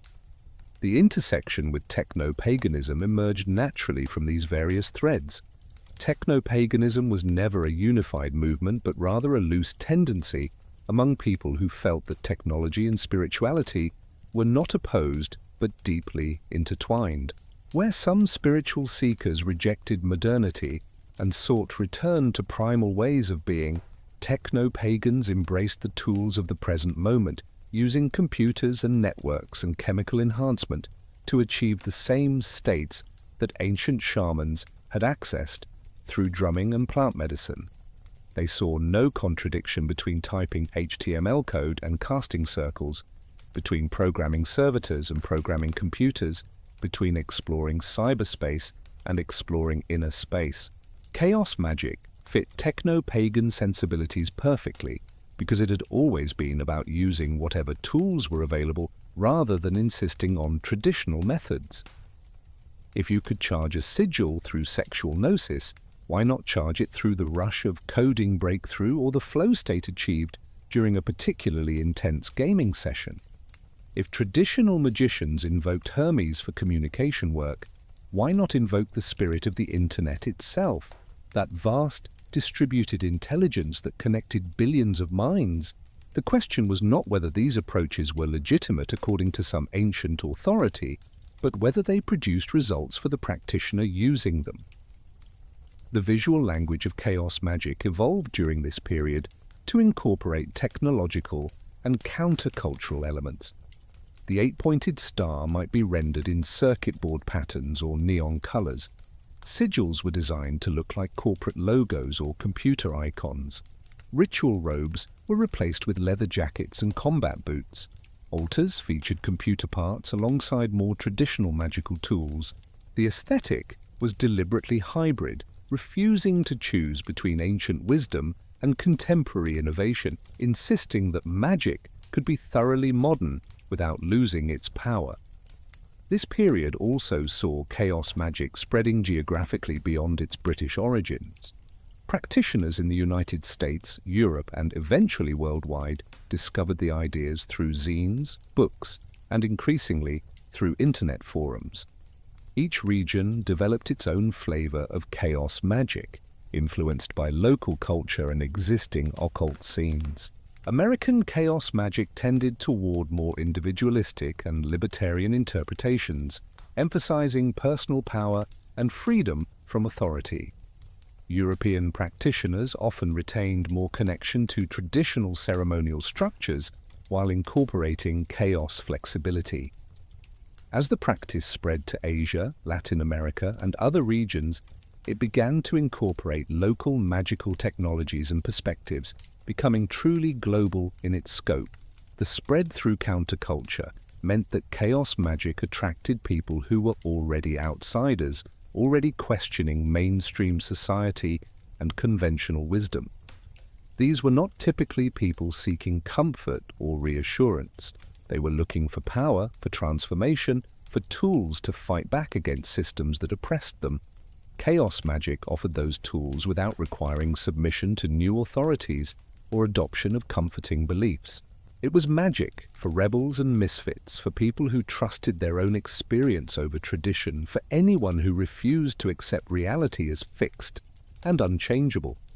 The downside of this countercultural spread was that it sometimes attracted unstable individuals who were drawn to power for its own sake, people who saw in chaos magic permission for selfish or harmful acts without ethical constraints. The lack of gatekeepers meant there was no screening process, no way to prevent dangerous people from accessing powerful techniques. This occasionally produced exactly the kind of negative outcomes that traditional magical orders tried to prevent through their hierarchical structures and moral teachings. Dark stories circulated about practitioners who had destroyed their lives or harmed others through reckless magic, serving as cautionary tales, but also as perverse advertisements that increased chaos magic's dangerous reputation. Yet the majority of practitioners used the techniques for more mundane purposes, finding jobs, attracting partners, healing physical or psychological issues, gaining confidence, developing creative abilities. The sensational stories of cursing and reality warping obscured the more common reality of magic as a set of tools for navigating life more effectively.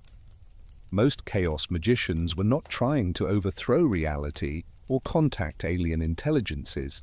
They were trying to pay rent and find meaning and feel some sense of control in a chaotic world. The techniques they learned from zines and forums and fellow practitioners helped with those goals often enough to keep them engaged, and that practical utility ensured the spread continued. The culture that formed around chaos magic during this period had its own languages and in-jokes, its own heroes and villains, its own mythology that was simultaneously serious and ironic. Practitioners talked about reality tunnels and belief as a virus, about Chapel Perilous and the reality police. They shared stories of impossible synchronicities and spectacular magical failures with equal enthusiasm. They argued endlessly about theory while maintaining that theory did not matter. The scene was contradictory and chaotic, appropriate for a practice that had named itself after disorder. It was also vital and creative in ways that more respectable magical communities rarely achieved, precisely because there were no reputations to protect and no authorities to defer to. The conversation was wide open, and anyone with something interesting to contribute could find an audience. The concept of reality hacking captured something essential about Chaos Magick's ambitions and dangers. If consensus reality was essentially a collective agreement about what was possible and impossible, then that agreement could potentially be hacked like any other system. Find the exploits, the weak points, where belief was flexible, and you could introduce changes that propagated through the system. A successful reality hack would not just alter the hacker's personal experience, but would ripple outward, changing what was possible for others, cracking the operating system that kept everyone locked into limited expectations about what existence could be. The term itself borrowed heavily from computer culture, but the practice had precedence in magical tradition. Shamans had always claimed the ability to alter reality through consciousness manipulation. Mystics spoke of miraculous events that defied natural law. Even stage magicians understood that perception could be manipulated so completely that audiences would swear they had witnessed the impossible. What Chaos Magick brought to this old idea was a systematic approach and a willingness to experiment without the safety net of tradition. Reality hacking was not about following ancient protocols, but about finding what worked in the contemporary moment, exploiting vulnerabilities in the current reality construct. Some reality hacks were relatively minor and personal.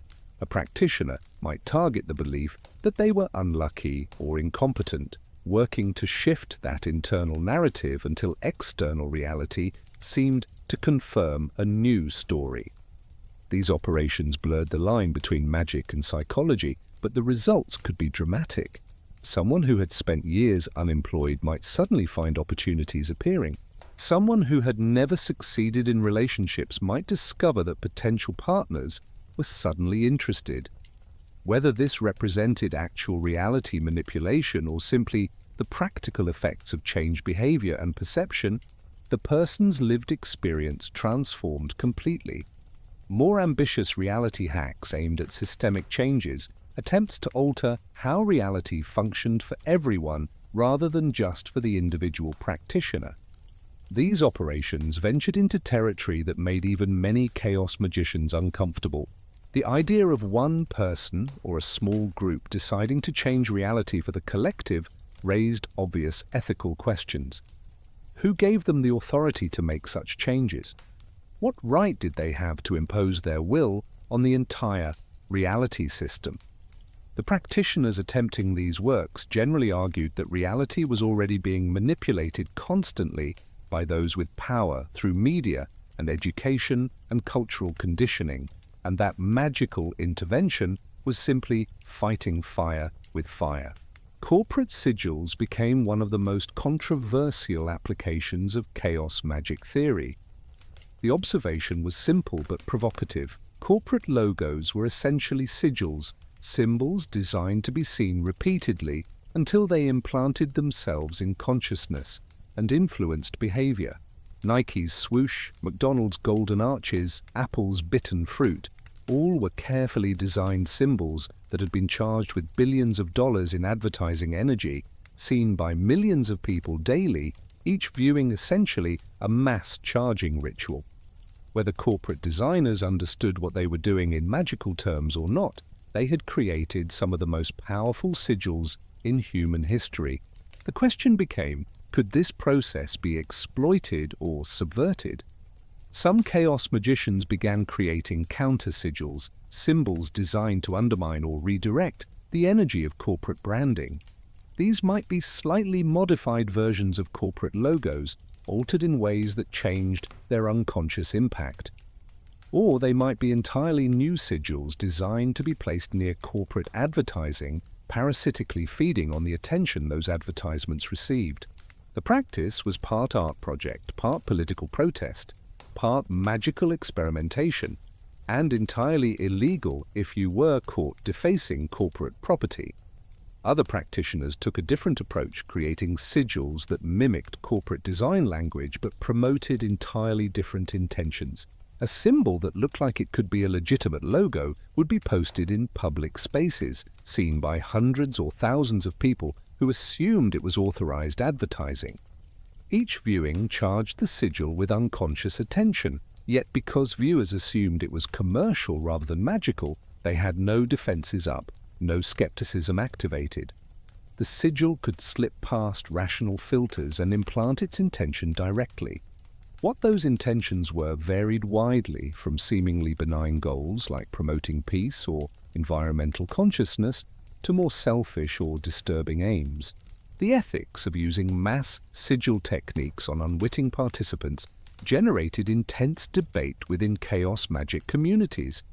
Some argued that there was no ethical problem because the sigils were not forcing anyone to do anything, merely introducing suggestions that people remained free to act on or ignore.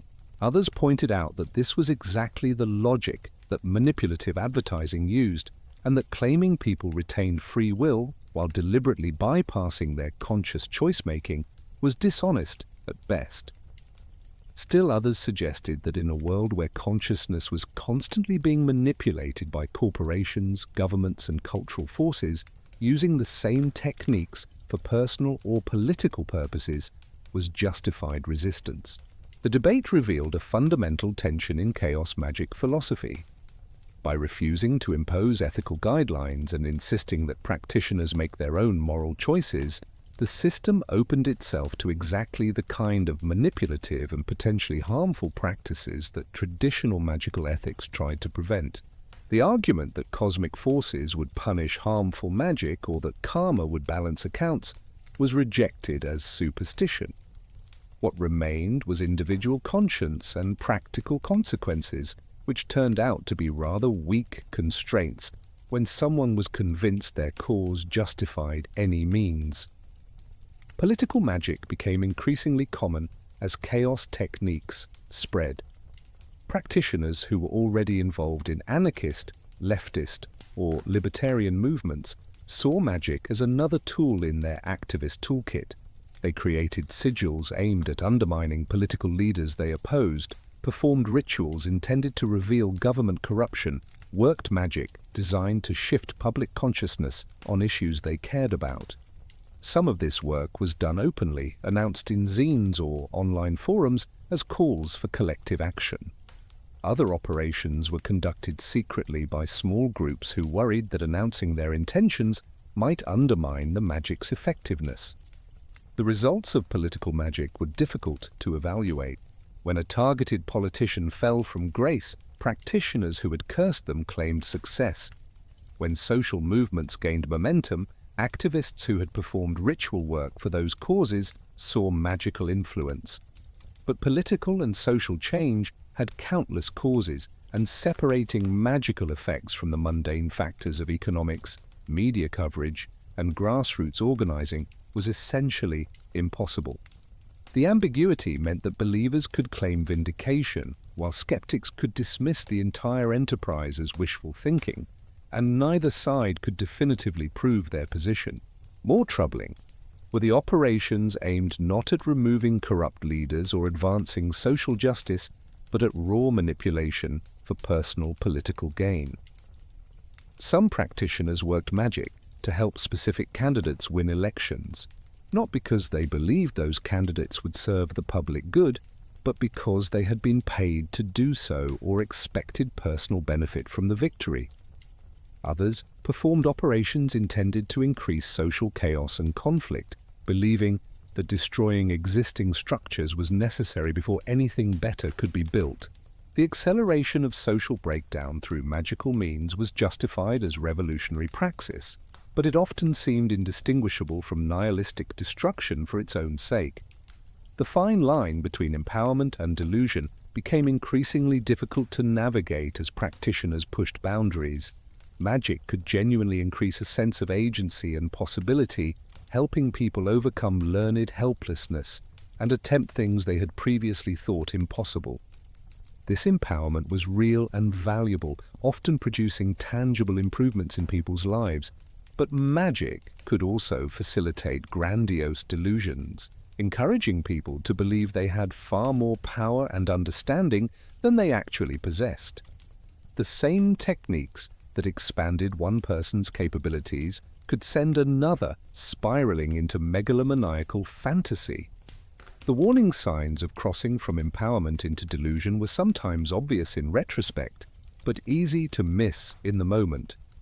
A practitioner who began attributing every event in their life to their magical work had likely lost the ability to accurately assess cause and effect.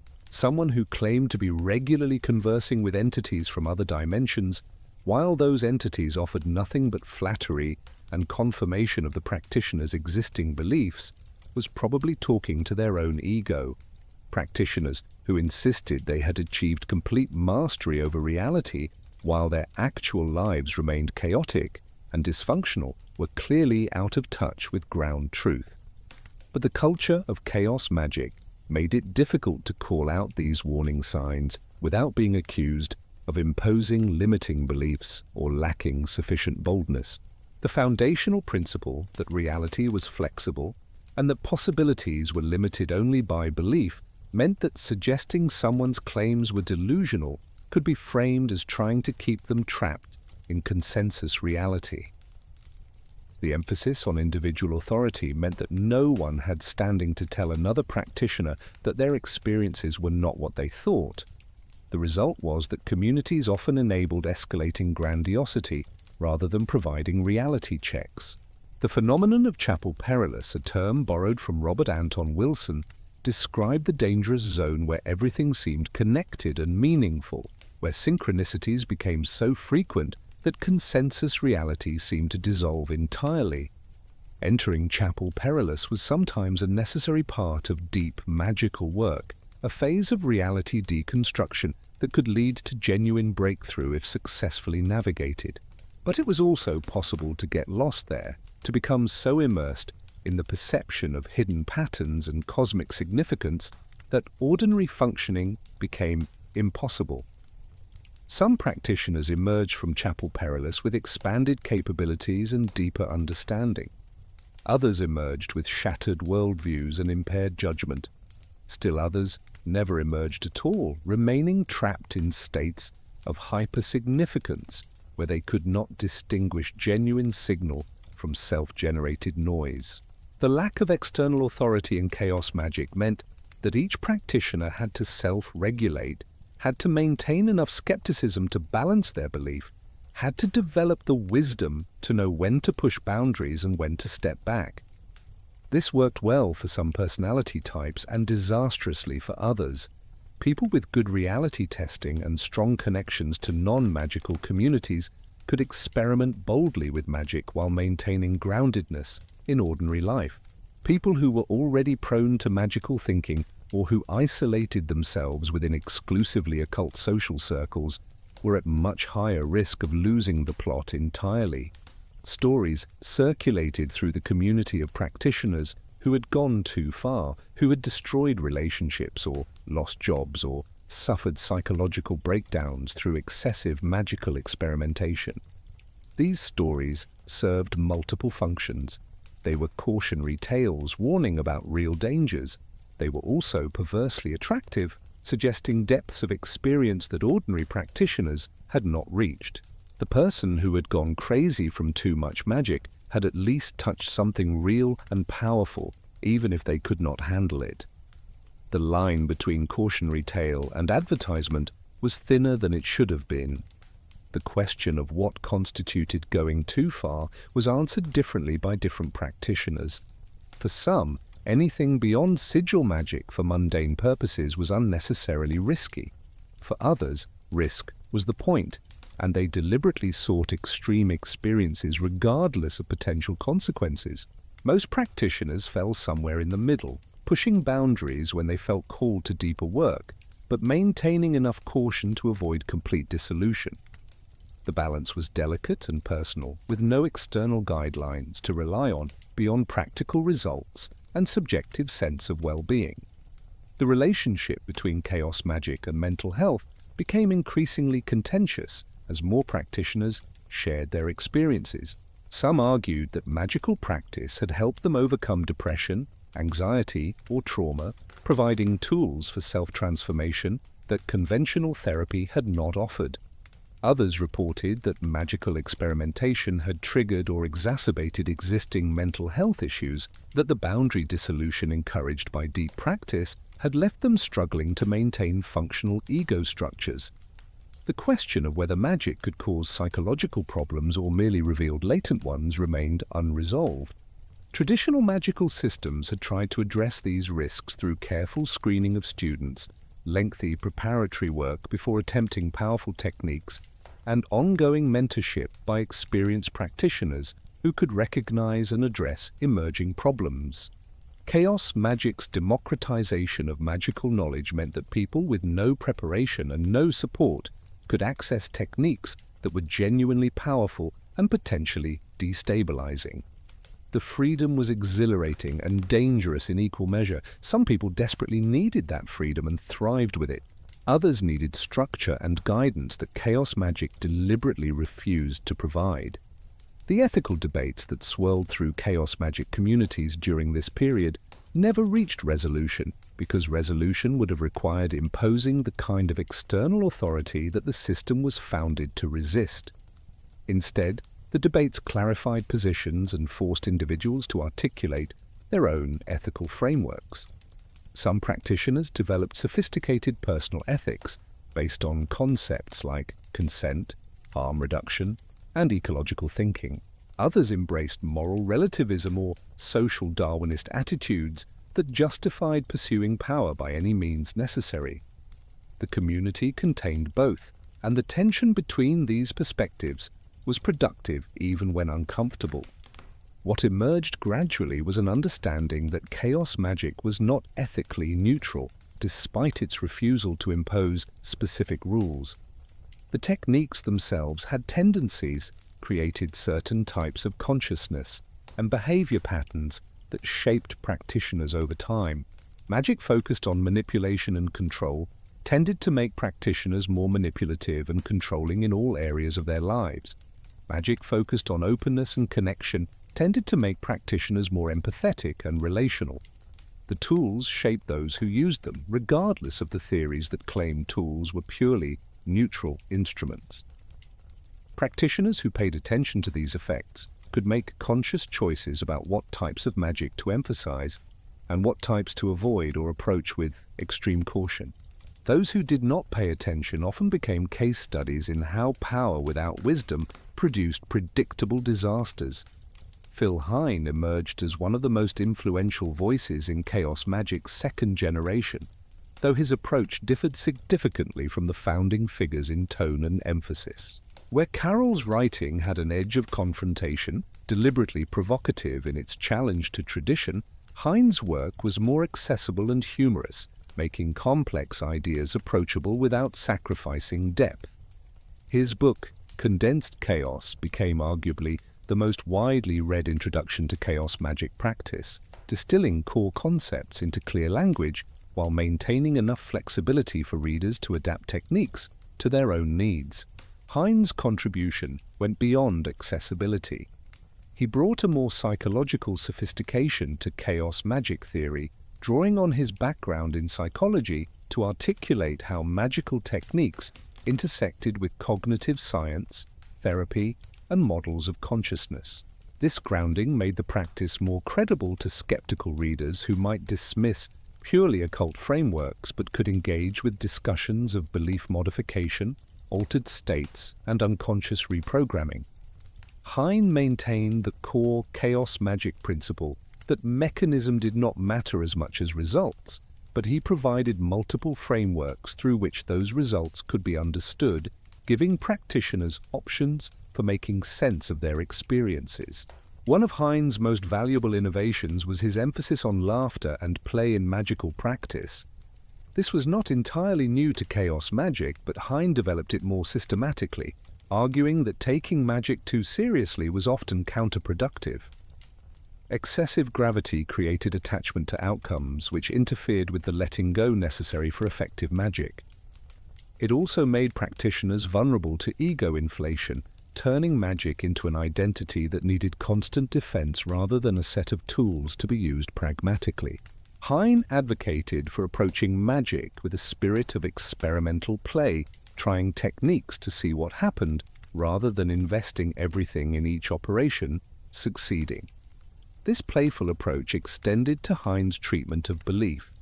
He described belief as something you could put on and take off like clothing, adopting whatever belief systems suited the moment and discarding it when no longer useful. The metaphor was vivid and practical, giving practitioners permission to be radically inconsistent in their metaphysical position. You could be a devout polytheist during ritual, a strict materialist while discussing results with skeptical friends, and an agnostic mystic in private contemplation, with no requirement that these positions be reconciled into a single, coherent worldview.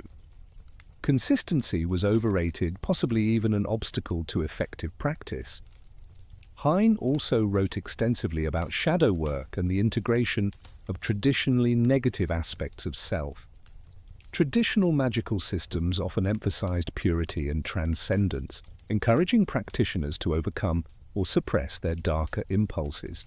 Hine suggested that these shadow elements contained power that could be accessed and directed rather than wasted in suppression. Anger, lust, fear, and other supposedly negative emotions were not obstacles to magic, but potential fuel for it. The challenge was learning to work with these forces consciously rather than being controlled by them or trying unsuccessfully to eliminate them. This perspective brought Chaos Magick into conversation with Jungian psychology and made it relevant to practitioners interested in personal development as much as external results. Ramsay Dukes brought an entirely different sensibility to Chaos Magick, one informed by his background in mathematics and his deep engagement with traditional ceremonial magic. Where some chaos magicians dismissed tradition wholesale, Dukes argued for a more nuanced relationship with magical history. Traditional systems contained accumulated wisdom, refined through generations of practice, and completely abandoning that wisdom was as foolish as being enslaved by it. The question was how to engage with tradition intelligently, taking what was valuable while discarding what was merely habitual or culturally specific. Dukes introduced concepts like SSOT2, the supreme secret of the second tier, which played with ideas of hierarchy and authority in ways that were simultaneously serious and ironic. He suggested that magical reality operated on multiple levels, and that different frameworks were appropriate for different levels of understanding. Beginners needed simple, direct techniques. Intermediate practitioners needed more complex models that could handle nuance and paradox. Advanced practitioners might circle back to simplicity, but a simplicity informed by deep understanding rather than ignorance. This tiered approach provided a way to honor both the straightforward pragmatism of basic chaos magic and the elaborate symbolic systems of traditional practice. His writing style was playful and philosophical, full of thought experiments and paradoxes that challenged readers to think more flexibly about magical reality. Dukes was particularly interested in the relationship between order and chaos, arguing that they were not opposites, but complementary aspects of a larger whole. Pure chaos was formless and unmanifest. Pure order was rigid and dead. Magic happened in the dynamic interplay between the two, in the zone where structure was flexible enough to allow change, but stable enough to direct it.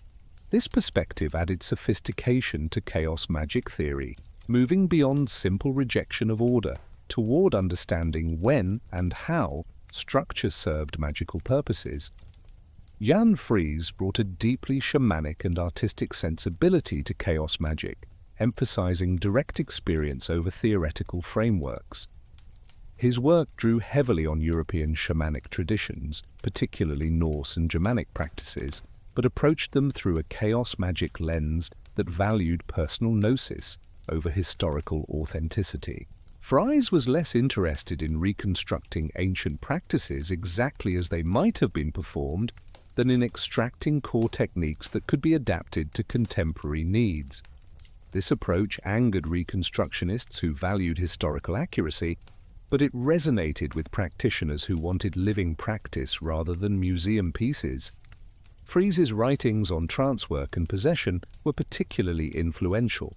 He described techniques for entering deep, altered states using rhythm, movement, and visualization, providing step-by-step guidance that made advanced practices accessible to practitioners working alone without teachers or groups.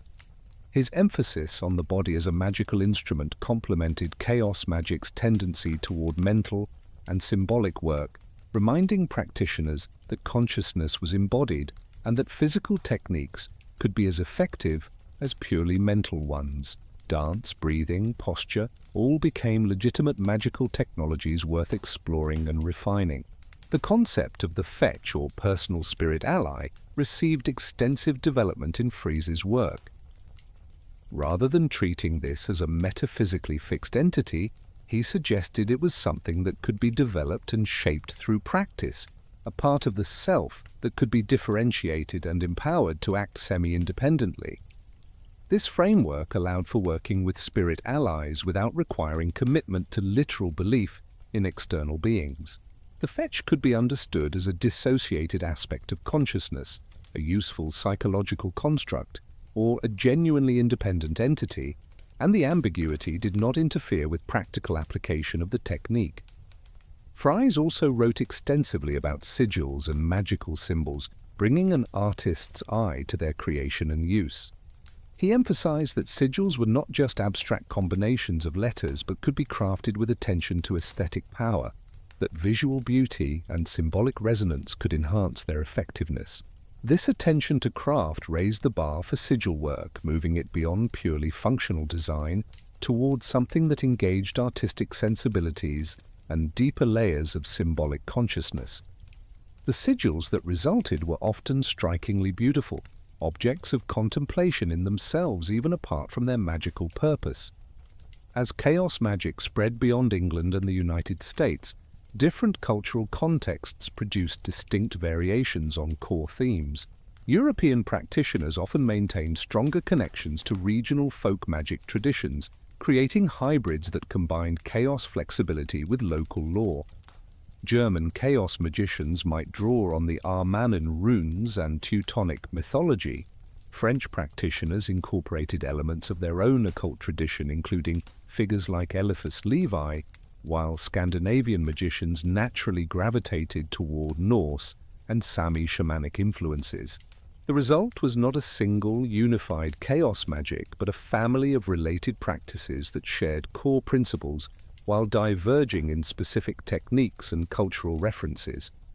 In Latin America, chaos magic encountered entirely different magical landscapes. The region had strong traditions of folk magic, including curanderismo, brujeria, and Afro-Caribbean practices like Santeria and Candomblé. When chaos magic ideas arrived, they were tested against these established systems and often hybridized with them. Practitioners might use chaos sigil techniques alongside traditional candle magic, invoke Yoruba orishas using chaos magic paradigm-shifting approaches, or combine servitor creation with folk methods of working with spiritual allies.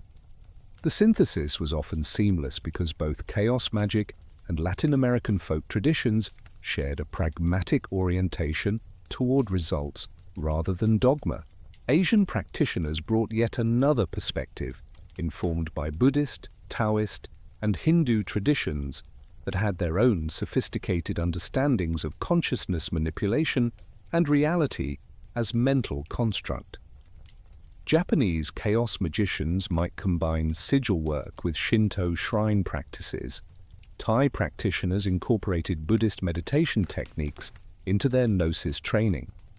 Indian magicians found resonances between chaos magic paradigm shifting and the tantric practice of adopting deity identity.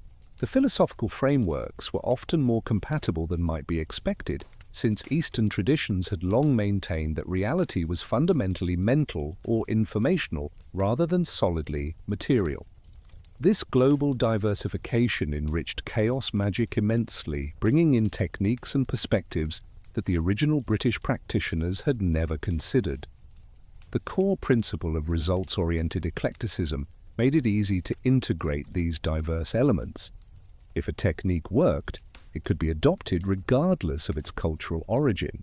The question of cultural appropriation was raised less frequently in earlier decades than it would be later, partly because internet discourse had not yet made these issues as central to magical community conversation, and partly because Chaos Magick's instrumental approach seemed to sidestep some of the concerns about disrespecting traditions by treating all traditions as equally valid sources of technique. The diversification also produced practitioners who specialized in particular applications of Chaos Magick principles. Some focused almost exclusively on sigil work, developing elaborate systems for creating and charging symbols. Others emphasized group ritual and collective operations. Still others concentrated on divination, applying chaos principles to tarot, runes, or I Ching reading.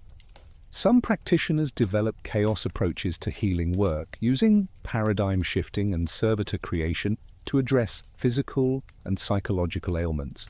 Others focused on cursing and defensive magic, creating sophisticated systems for magical combat.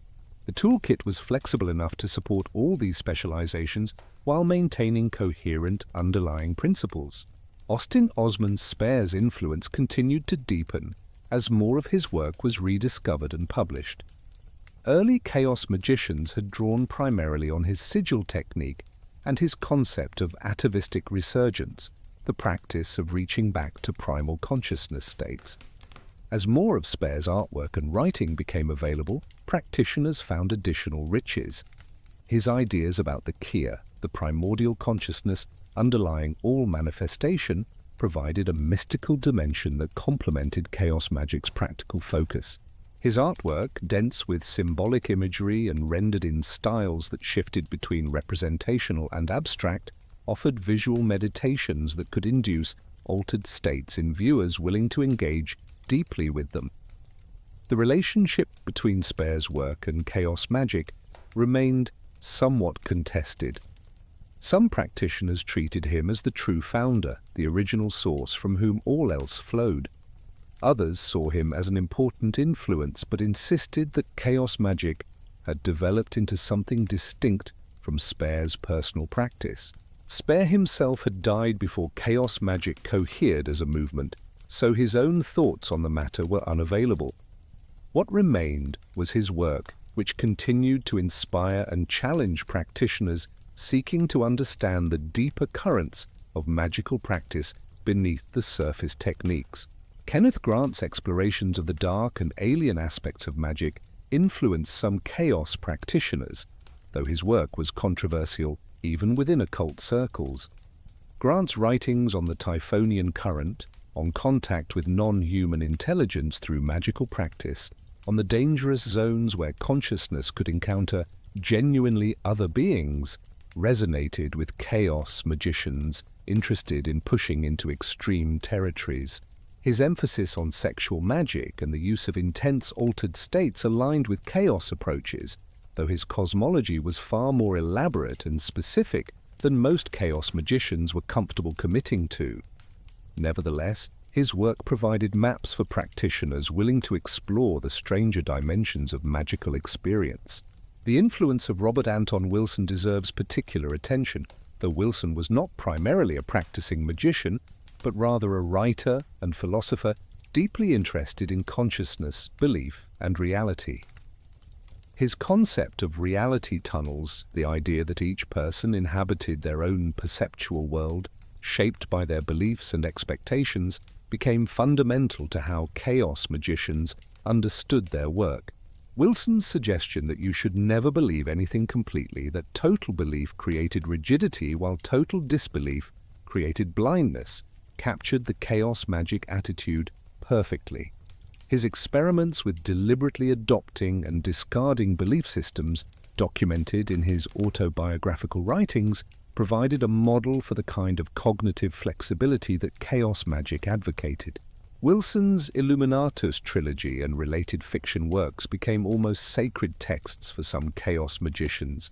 not because they contained revealed truth, but because they demonstrated a way of thinking about reality that was simultaneously skeptical and open, serious and playful, grounded and wildly imaginative. The concept of chapel perilous, the dangerous zone of hyper-significance where paranoia and illumination became indistinguishable, came from Wilson's work and became a standard reference point in Chaos Magick discussions about the risks of deep practice.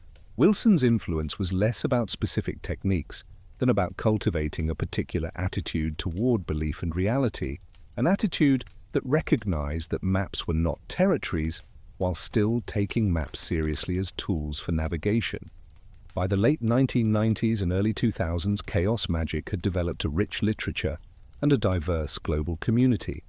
The movement had key texts, recognized teachers, and established techniques, yet it had managed to avoid ossifying into another rigid tradition. The emphasis on personal experimentation remained strong. New practitioners were still encouraged to question everything, try techniques from multiple sources, modify approaches to fit their individual psychology, and evaluate results ruthlessly. The tension between providing enough structure to be teachable and maintaining enough flexibility to avoid dogma was never fully resolved, but that irresolution was itself productive, keeping the practice alive and evolving rather than settled and stable. Pop culture magic represented one of Chaos Magick's most distinctive and controversial innovations. The premise was simple but radical. If magical power derived from psychological resonance rather than historical authenticity, then characters from television, movies, comics, and video games could serve as viable god forms. Superman had as much claim to archetypal power as Zeus, perhaps more for practitioners who had grown up reading comics rather than studying classical mythology. Batman's dark detective persona might invoke certain psychological energies more effectively than any traditional trickster god for someone whose formative experiences included watching animated adventures rather than reading ancient texts. The practice emerged organically from practitioners who found themselves more deeply connected to contemporary fictional characters than to deities from ancient pantheons. These were people who could recite entire episodes of Star Trek but struggled to remember which Greek god ruled which domain. Their unconscious minds were populated by Jedi and superheroes, by fantasy adventurers and science fiction explorers, and attempting to work with Egyptian or Norse gods felt forced and artificial. When they invoked characters they genuinely cared about, the operations felt more powerful, the altered states came more easily, the results seemed more consistent. The authenticity of personal connection outweighed the authenticity of historical tradition. Traditional practitioners reacted with predictable horror. Working with Batman was not just unserious, it was sacrilege, reducing the sacred to the level of entertainment. The gods of ancient pantheons had accumulated power through centuries of worship, had proven themselves through millennia of practice, connected practitioners to vast egregores of collective belief. Comic book characters were commercial properties designed to sell magazines and movie tickets, utterly lacking the spiritual weight necessary for genuine magical work.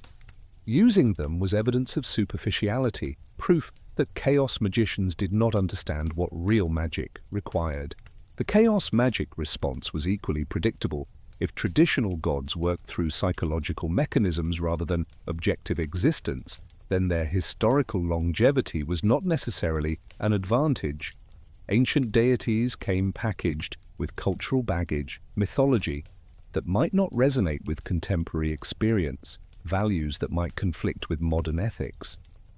Superman's mythology was accessible, his values were comprehensible, his powers were clearly defined in ways that made him easy to invoke for specific purposes. The question was not whether working with fictional characters was legitimate according to traditional standards, but whether it produced results. Many practitioners reported that it did, often quite spectacularly. The practice also raised interesting questions about the nature of deities themselves. If gods were thought forms empowered by belief, then popular characters might actually be more powerful than obscure traditional deities. Millions of people engaged with these characters weekly, investing emotional energy and attention that traditional gods rarely received in the modern world. That collective focus, even if not framed as worship, might be creating genuine egregores, entities with real power, regardless of their fictional origins. The line between fiction and mythology had always been blurrier than religious believers wanted to acknowledge. Every mythology was once contemporary fiction before time sanctified it. Some practitioners took pop culture magic further, creating personal pantheons from their favorite media.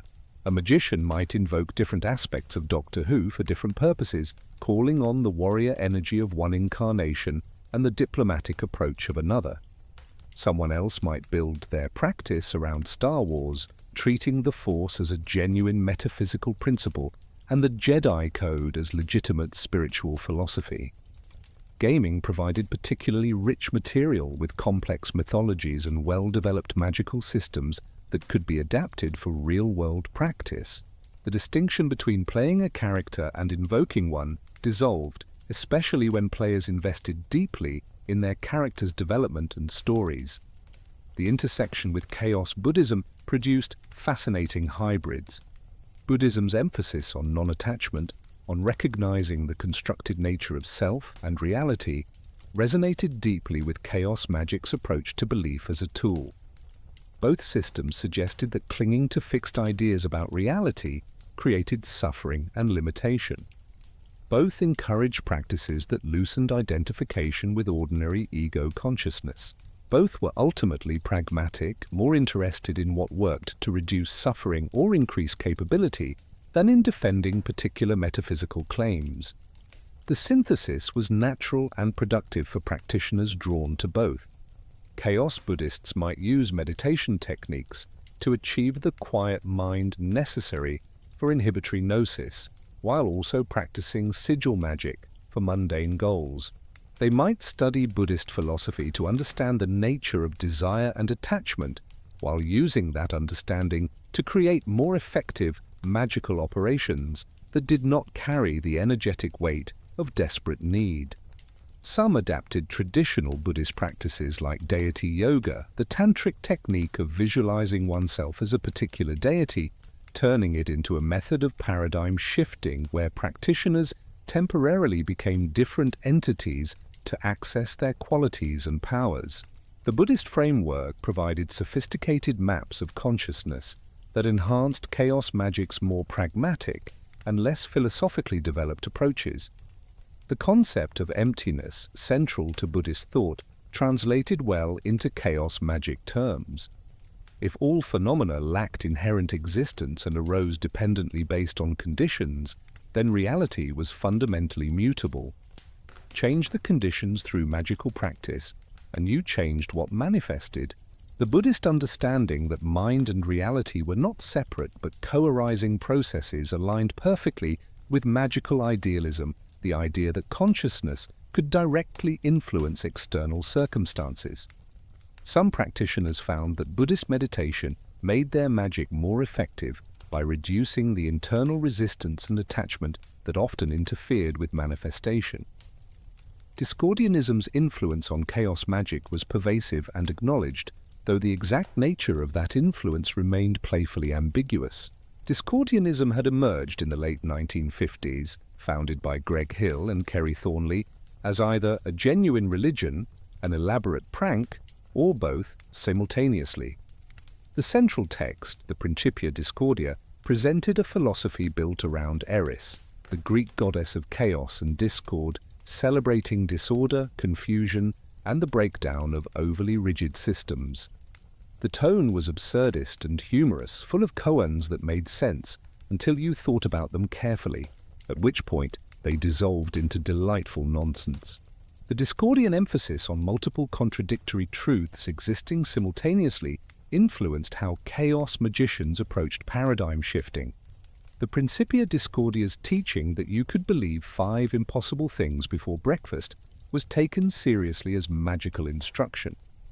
The concept of Operation Mindfuck, the deliberate introduction of chaos and confusion into overly ordered systems to prevent tyranny and promote creative thinking, became a model for some chaos magic operations.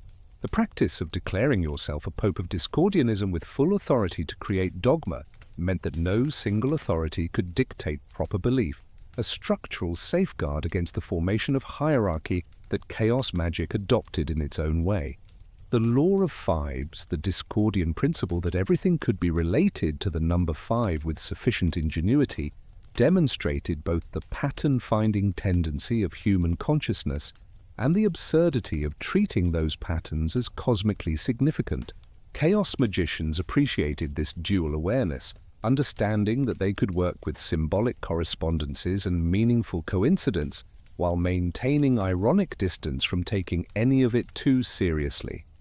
The ability to be simultaneously sincere and joking, to treat magic as both deadly serious and utterly absurd, came partly from Discordian influence and helped prevent the pretentious solemnity that plagued some magical traditions. The postmodern magical marketplace that developed in the late 1990s and early 2000s reflected broader cultural shifts toward consumerism and eclecticism. Magic became commodified in new ways, with practitioners able to purchase tools, books, and training from an unprecedented variety of sources.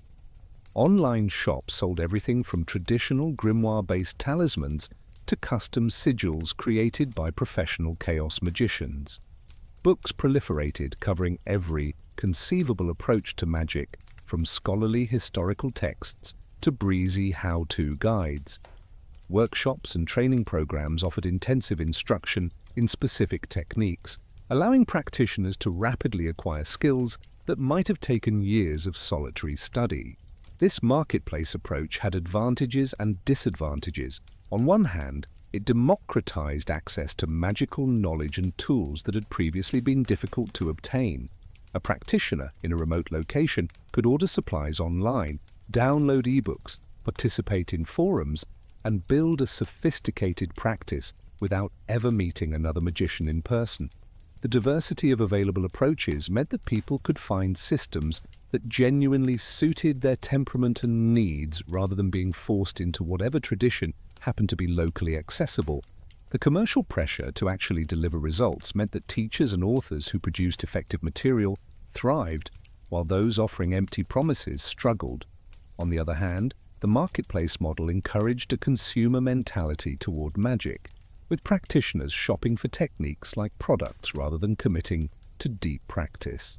The same flexibility that allowed creative synthesis could enable spiritual tourism, people accumulating initiations and teachings like collecting stamps without ever developing real skill or understanding. The commercial incentive created pressure to make magic seem easy and instantly effective, downplaying the hard work and repeated failure that skill development required. Some successful magic teachers essentially became brands, their personal charisma and marketing savvy becoming more important than the actual quality of their instruction. Chaos Magick fit awkwardly into this marketplace. Its DIY ethos and emphasis on personal experimentation resisted commodification. You could buy books about chaos magic, but the books themselves insisted you should question their authority and develop your own approaches. You could take workshops, but good chaos magic instruction involved empowering students to eventually discard what they had learned in favor of personal discovery. The system was designed to make itself obsolete, to provide training wheels that practitioners would eventually abandon once they developed their own balance. This made it both attractive to genuinely independent-minded seekers and frustrating to those who wanted clear guidance and established structure. The synthesis of chaos magic with other systems became increasingly sophisticated during this period. Practitioners developed hybrid approaches that combined chaos flexibility with the depth of specific traditions. Chaos ceremonialism emerged, using the full ritual framework of Golden Dawn or thelemic practice, but treating the elaborate symbolism as optional rather than mandatory, shifting paradigms as needed rather than committing to a single cosmology. Chaos witchcraft combined folk magic techniques with chaos sigil work, using servitors alongside traditional spell bottles and candle magic. Chaos shamanism borrowed from indigenous practices but approached them through a chaos lens that valued effectiveness over cultural authenticity. These hybrids often produced the most effective practice for individual practitioners, combining structure with flexibility in ratios that suited personal psychology. Someone who needed more ritual and symbolism could maintain those elements while still applying chaos principles about paradigm shifting and belief as tool. Someone who preferred minimal practice could strip things down to essentials while still drawing on traditional techniques when useful. The key was conscious eclecticism, choosing elements deliberately based on what worked rather than either following tradition blindly or rejecting it wholesale. The concept of the magical marketplace also extended beyond commercial transactions to include the marketplace of ideas. Practitioners shared techniques freely in online forums and at gatherings, creating an open-source approach to magical development where innovations could be collectively refined. Someone would propose a modification to standard sigil technique, others would test it and report results. Refinements would emerge through distributed experimentation. This collective development process produced rapid innovation, but also meant that quality control was minimal. Effective techniques spread quickly, but so did ineffective ones that happened to appeal to people for psychological or aesthetic reasons unrelated to actual utility. The tension between maintaining Chaos Magick's core principles and adapting to the contemporary magical marketplace produced interesting evolutions. Some practitioners insisted on preserving the original punk rock DIY aesthetic, rejecting commercialization and formal structure. Others argued that Chaos Magick needed to professionalize to remain relevant, that offering structured training programs and professional services was not betrayal, but evolution. Some saw Chaos Magick as a specific historical moment that had passed, its innovations now absorbed into the broader magical culture. Others insisted it remained a living, evolving practice that continued to push boundaries and challenge assumptions. What became clear was that Chaos Magick had succeeded in changing the broader magical landscape, even for practitioners who would never identify with the label. The idea that belief was flexible, that techniques from different traditions could be combined pragmatically, that results mattered more than lineage, all became more widely accepted even in relatively traditional communities. Ceremonial magicians might still insist on proper forms and traditional correspondences, but many also acknowledged that modifications were permissible if they produced better results. Witches maintained their traditions but felt freer to incorporate techniques from other sources. The rigid boundaries between different magical systems became more permeable, and Chaos Magick deserved much of the credit for that shift. The neuroscience of belief began revealing mechanisms that seemed to validate what chaos magicians had been claiming for decades. Research into neuroplasticity demonstrated that the brain was far more mutable than previously thought, that neural pathways could be strengthened or weakened based on repeated patterns of thought and behavior. The implications were profound. If the brain physically restructured itself based on habitual mental patterns, then deliberately adopting and practicing belief systems would create actual neurological changes. The Chaos Magick practice of paradigm shifting was not just psychological play, but was literally rewiring the brain, creating new neural architectures that made different types of perception and behavior possible. Studies on meditation practitioners showed measurable brain changes after extended practice. Regions associated with attention, emotional regulation, and self-awareness showed increased density and activity. The placebo effect, long dismissed as mere psychological suggestion, was being revealed as a genuine physiological phenomenon involving real neurological and biochemical processes. When people believed they were receiving effective treatment, their brains released endorphins and other compounds that produced actual healing effects, even when the treatment itself was inert. The boundary between mind and body, between belief and physical reality, was far more permeable than materialist frameworks had suggested. Chaos magicians looked at this research and saw confirmation. If belief could trigger physiological changes through placebo mechanisms, then sigil magic might be understood as deliberate self-administration of placebo. The elaborate ritual structures of traditional magic could be seen as methods for maximizing placebo response, creating sufficient expectation and conviction to trigger the body's self-healing capacities. The insistence on secrecy and mystique in magical orders might have served to enhance placebo effects by increasing the sense that something powerful and special was occurring. Modern chaos magic, by understanding these mechanisms explicitly, could potentially create even stronger effects by consciously optimizing for maximum psychological impact. The concept of confirmation bias, the tendency to notice and remember information that confirmed existing beliefs while filtering out contradictory evidence, explained some of magic's apparent success. A practitioner who believed their sigil would work would naturally pay more attention to events that could be interpreted as success, while dismissing failures as due to improper technique or insufficient gnosis. Over time, this selective attention would create a feedback loop, with apparent successes reinforcing belief, which increased selective attention, which produced more apparent successes. The entire system could be self-sustaining without any actual magical effect beyond psychological bias. But chaos magicians argued that dismissing magic as purely confirmation bias was itself a form of bias, an assumption that material reality was fixed, and that consciousness could only affect outcomes through physical action. What if attention itself was a form of causation, not just passive observation? Quantum mechanics suggested that observation affected what was observed, at least at microscopic scales. What if consciousness played a role in collapsing probability waves, not just in laboratories, but in everyday life? What if paying attention to certain possibilities made them more likely to manifest not through mystical forces, but through some principle of information or consciousness that science had not yet fully understood? The controversy around evidence for magical effects remained contentious precisely because magic was so difficult to study using standard scientific methods. The requirement that magical operations be forgotten after charging made controlled studies nearly impossible. How could you measure the success rate of sigils if practitioners could not remember what they had worked for?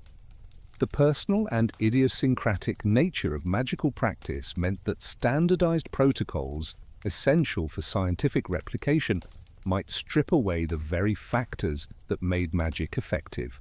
A technique that worked brilliantly for one practitioner might fail completely for another because of subtle differences in psychology, belief, or approach that no standardized protocol could capture. Some researchers attempted to study magic anyway, usually by focusing on measurable outcomes like distance healing or the ability to influence random number generators through intention.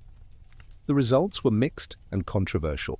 Meta-analyses of hundreds of studies sometimes showed small but statistically significant effects that could not be easily explained by chance. Critics argued that these effects disappeared with better experimental controls, that publication bias inflated the apparent success rate, that the statistical techniques used to detect significance were being misapplied. Proponents countered that the effects were real but subtle, requiring large sample sizes to detect, and that materialist bias prevented mainstream science from taking the research seriously. The deeper problem was that magic, if it worked, might operate through principles that violated core scientific assumptions about causation and locality. Science assumed that causes preceded effects, that influences propagated through space at limited speeds, that conscious intention could not directly affect external reality without some physical intermediary. Magic seemed to violate all these principles. Sigils charged today seem to affect events tomorrow, even though the connection between charging and manifestation had no obvious causal pathway. Intention appeared to influence outcomes at a distance, with no physical mechanism for that influence. If magic genuinely worked, it suggested that materialist metaphysics was incomplete, that consciousness played a fundamental role in reality that mainstream science had not yet incorporated into its models. Academic occult studies approach these questions from a different angle, treating magic as a cultural and historical phenomenon worth studying regardless of whether it objectively worked. Scholars documented magical practices across cultures and time periods, analyzed the social functions that magic served, explored how magical thinking intersected with religion, philosophy, and science. This academic approach deliberately bracketed questions about efficacy, neither affirming nor denying that magic worked, but focusing instead on what people believed and why those beliefs persisted, despite the scientific worldview that dominated modern culture. Some chaos magicians appreciated this academic attention, seeing it as validation that their practices were worthy of serious study. Others felt that academic analysis missed the point entirely by refusing to engage with the experiential reality of magical practice. Reading scholarly papers about ritual structure and symbol systems was not the same as actually performing rituals and working with symbols. The academic stance of neutral observation precluded the kind of committed engagement that magic required. You could not remain a detached observer and simultaneously do the deep work necessary to understand what magic was or how it operated. The academics were studying maps while practitioners were exploring territories. The psychological framework that emerged from cognitive science provided increasingly sophisticated models for understanding magical practice. Concepts like predictive processing suggested that the brain was constantly generating models of reality and updating them based on sensory input.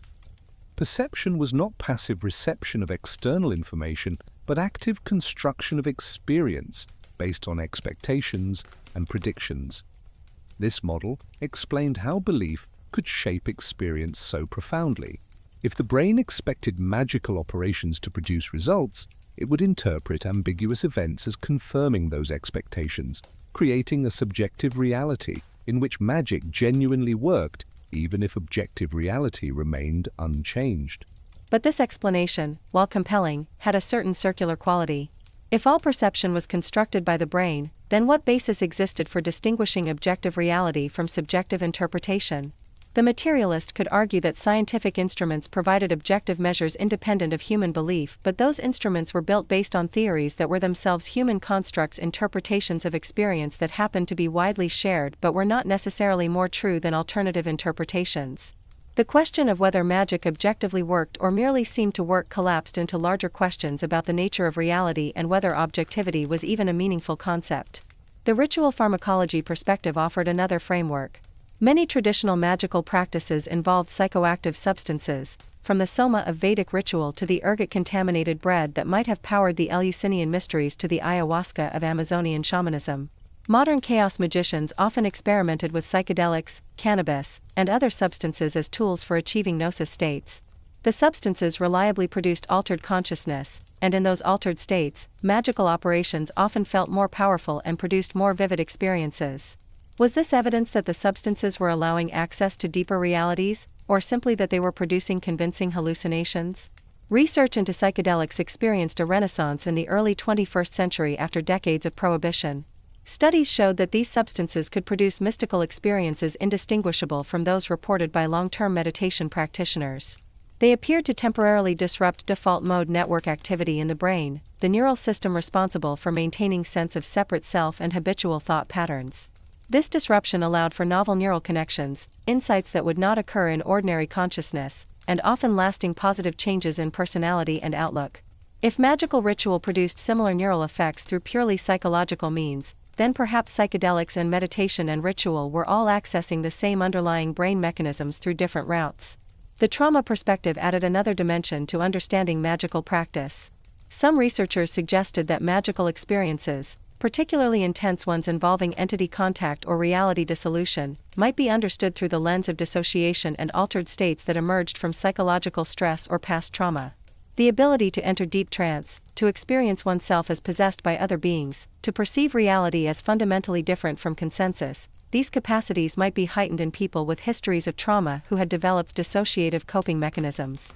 This did not invalidate the experiences but suggested they emerged from psychological processes that could be understood scientifically. Chaos magicians with trauma backgrounds sometimes reported that magical practice had been crucial for their healing, providing frameworks for understanding and integrating dissociative experiences, giving them tools for managing symptoms that conventional therapy had failed to address. The ability to deliberately enter and exit altered states, rather than being overwhelmed by them involuntarily, represented a form of mastery that was deeply therapeutic. Whether the entities encountered in these states were real or symbolic representations of psychological material mattered less than the practical benefit of engaging with them in structured ways that promoted healing and growth. The evolutionary psychology angle suggested that humans might be hardwired for magical thinking as an adaptation. Pattern recognition and causal reasoning were survival-critical capacities, but they produced false positives, seeing patterns and causes that did not exist. Ancestors who were more cautious, who assumed that rustling bushes might contain predators even when most bushes were empty, survived better than those who were more accurately skeptical. This produced brains prone to seeing agency and intention everywhere, finding meaningful connections between unrelated events, believing that ritual actions could influence outcomes. Magical thinking was not a bug but a feature, adaptive even if objectively inaccurate. But practitioners argued that this explanation assumed the materialist conclusion it was trying to prove. If consciousness could influence reality through mechanisms science had not yet discovered, then magical thinking might be adaptive. Because magic actually worked, because paying attention to synchronicities and performing rituals genuinely improved outcomes. The evolutionary argument only held if you assumed that material reality was all that existed and that consciousness was epiphenomenal, unable to affect anything except through physical action. Chaos magicians remained agnostic about these deep questions, but they resisted frameworks that assumed their experiences were necessarily illusory simply because they did not fit materialist models. The sociology of knowledge offered insights into why magical beliefs persisted despite scientific skepticism. Communities formed around shared practices and beliefs, providing social support and shared meaning that had value independent of whether the beliefs were objectively true. A Chaos Magick forum or local group created belonging, offered identity, provided a context where certain experiences could be discussed and validated that would be dismissed or pathologized in mainstream contexts. The social benefits of participation might be sufficient to sustain involvement even if magical practices produced no objective effects beyond placebo and confirmation bias. Yet this sociological analysis also had limitations. Reducing magical practice to social bonding and identity formation ignored the subjective reality of powerful experiences that practitioners had during successful operations.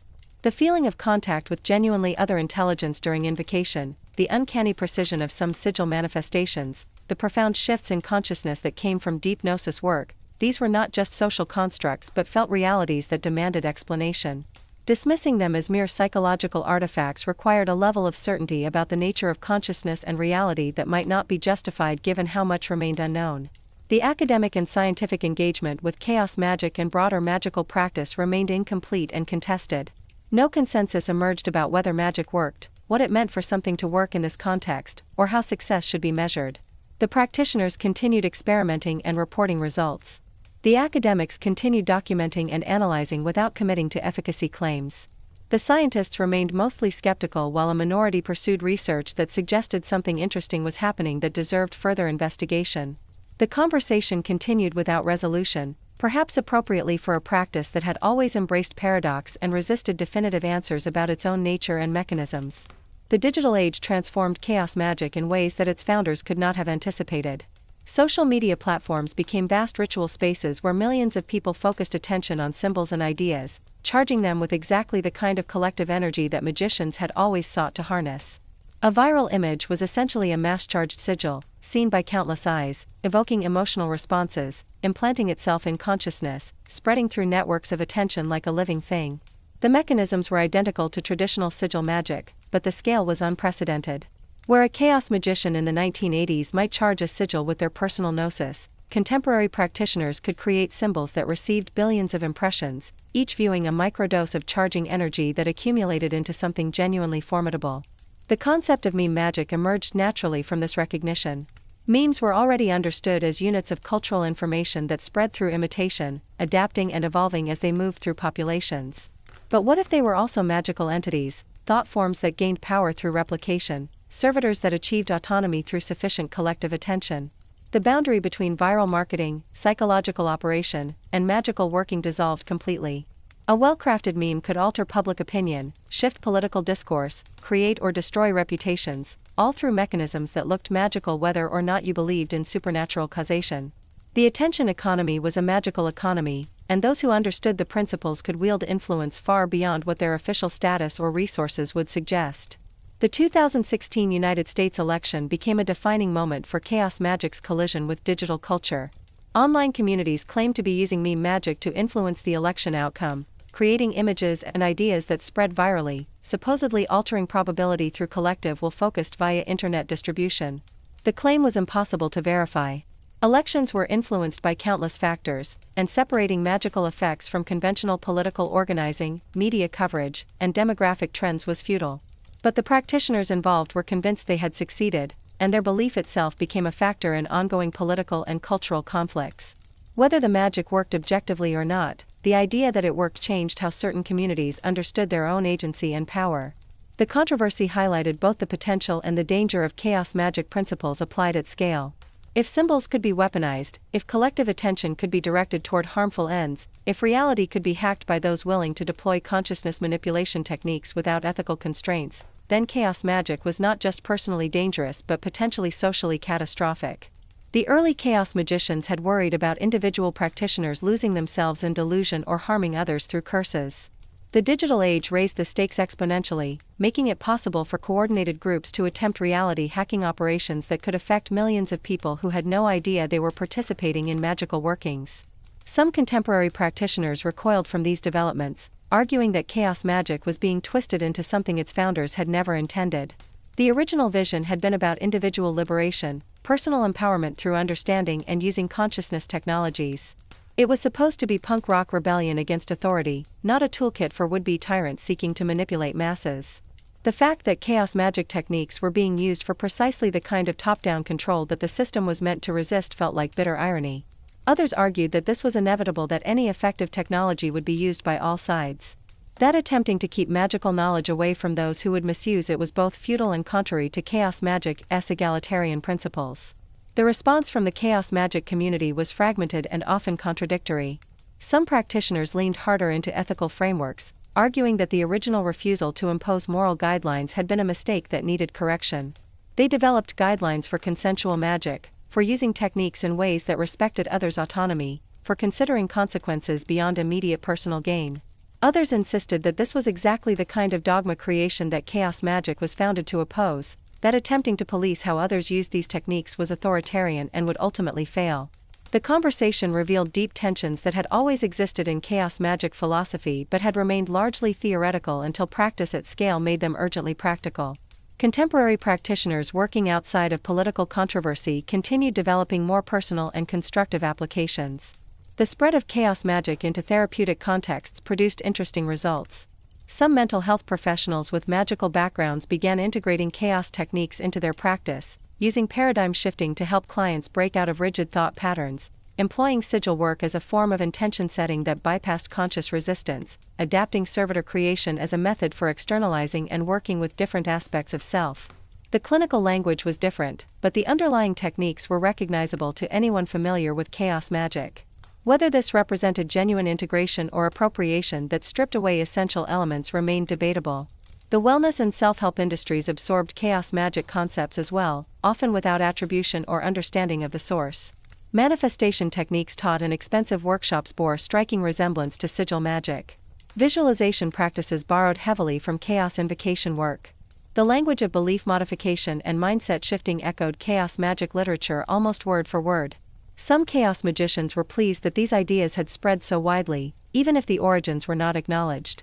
Others were frustrated that commercialization had stripped away the most radical and challenging aspects, leaving only the parts that could be sold as personal development tools while abandoning the reality-hacking ambitions that made chaos magic genuinely threatening to consensus reality.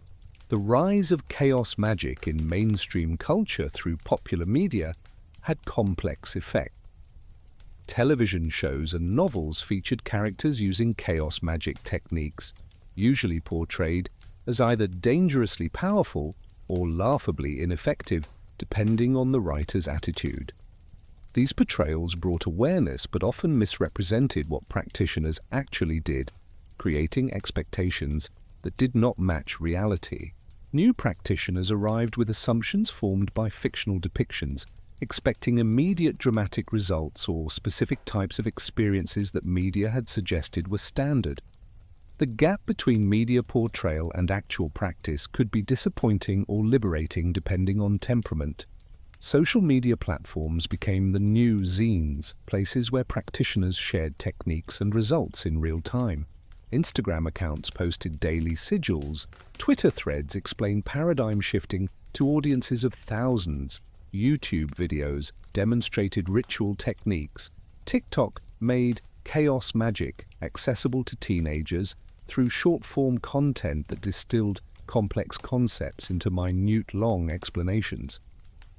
The speed and reach were unprecedented, but something was lost in the translation.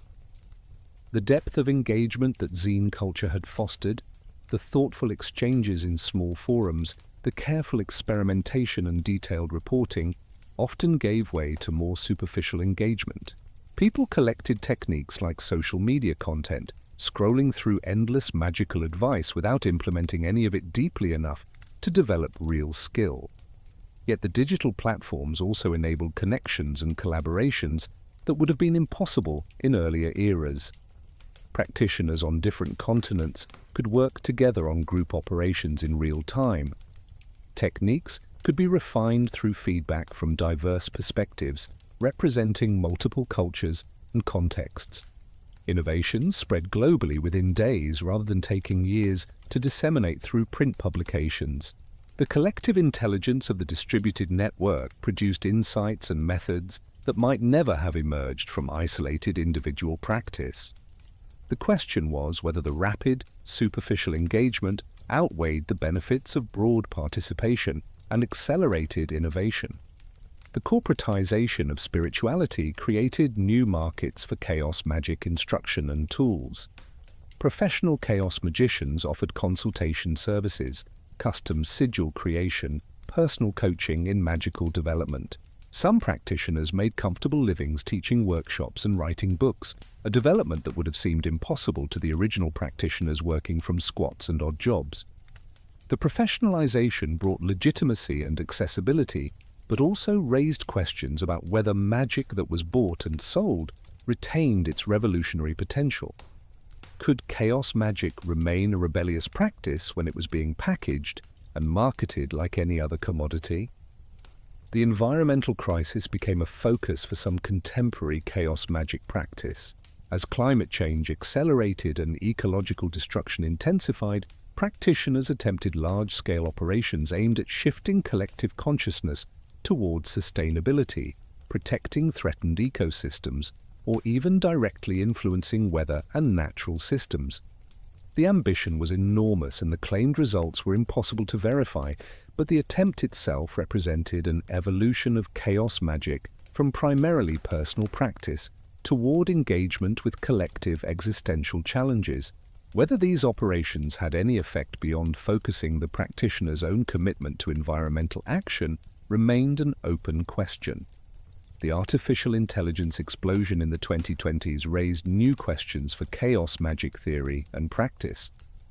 If servitors were essentially artificial consciousnesses created through magical means, what was the relationship between servitors and AI? Could AI systems be used as magical tools, perhaps even as autonomous magical agents? Some practitioners began experimenting with using AI image generators to create sigils, training language models on magical texts, and using their outputs as source material for operations, even attempting to create AI-powered servitors that combined magical intentionality with algorithmic processing. The fusion of consciousness technology and computation technology opened territories that would have seemed like pure science fiction to earlier generations of chaos magicians. The question of what happened to chaos magic as it matured had no single answer. Some practitioners insisted that chaos magic had succeeded so completely that it no longer needed to exist as a separate movement, that its core insights had been absorbed into the broader magical culture and could now be retired. Others argued that chaos magic remained essential precisely because the temptation to rigidify and dogmatize was constant, that each generation needed its own chaos rebellion against whatever orthodoxies had calcified. Still others suggested that chaos magic had evolved into something new, that the techniques and attitudes that emerged in 1970s England were now historical artifacts, and that contemporary practice under the same name was actually a different thing entirely. The legacy of chaos magic in reshaping Western esotericism was undeniable regardless of these debates. The idea that practitioners could and should experiment freely, that belief was a tool rather than a requirement, that results mattered more than tradition, all became widespread even among practitioners who would never identify as chaos magicians. The walls between different magical systems became more permeable. The authority of teachers and lineages was questioned more readily. The possibility of creating new approaches rather than just preserving old ones became accepted. Chaos magic had not destroyed traditional practice, but it had changed the context in which tradition operated, making it one option among many rather than the only legitimate path. The philosophical contributions were equally significant. Chaos magic had forced practitioners to think more clearly about belief, consciousness, and reality. It had asked hard questions about whether magic worked and what working meant in this context. It had challenged the assumption that ancient was better, that complexity indicated power, that reverence was necessary for effectiveness. These challenges had sometimes produced shallow or destructive results, but they had also generated genuine insight and innovation. The conversation that chaos magic initiated about the nature of magical practice continued, unresolved but productive. The contemporary chaos magic scene was diverse and fragmented, united more by shared attitudes and techniques than by organization or ideology.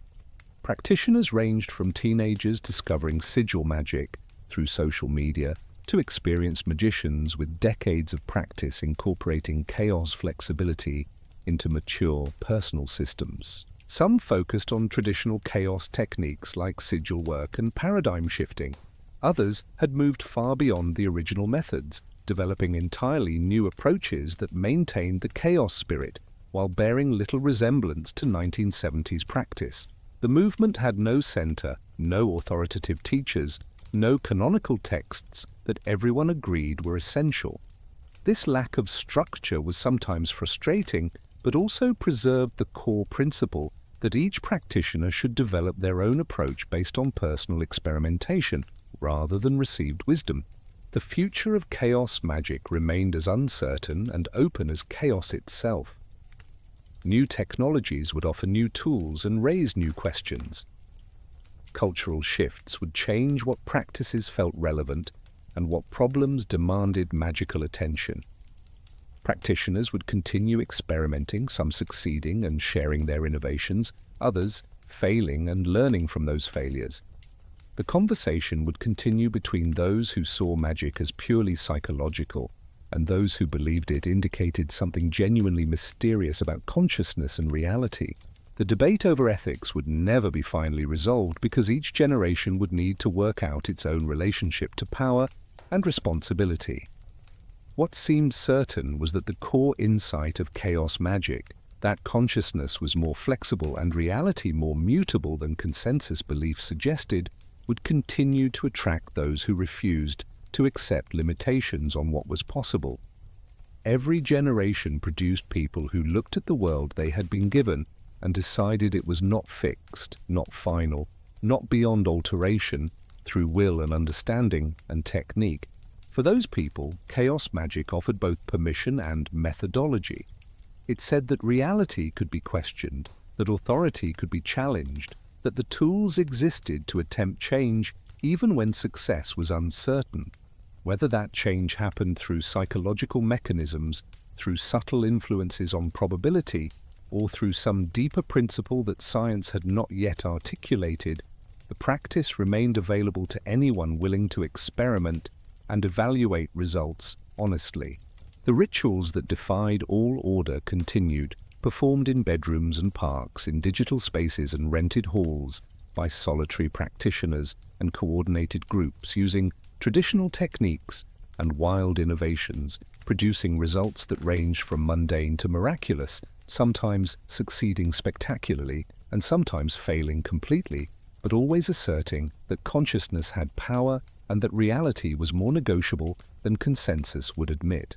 Chaos Magick had become part of the cultural landscape, neither fully accepted nor entirely dismissed, a persistent reminder that the world might be stranger and more mutable than rational materialism suggested, and that those willing to explore the boundaries of belief and consciousness might discover capabilities that ordinary understanding insisted were impossible. The exploration continued, the results accumulated, the conversation evolved, and the fundamental questions remained beautifully, frustratingly, productively unresolved.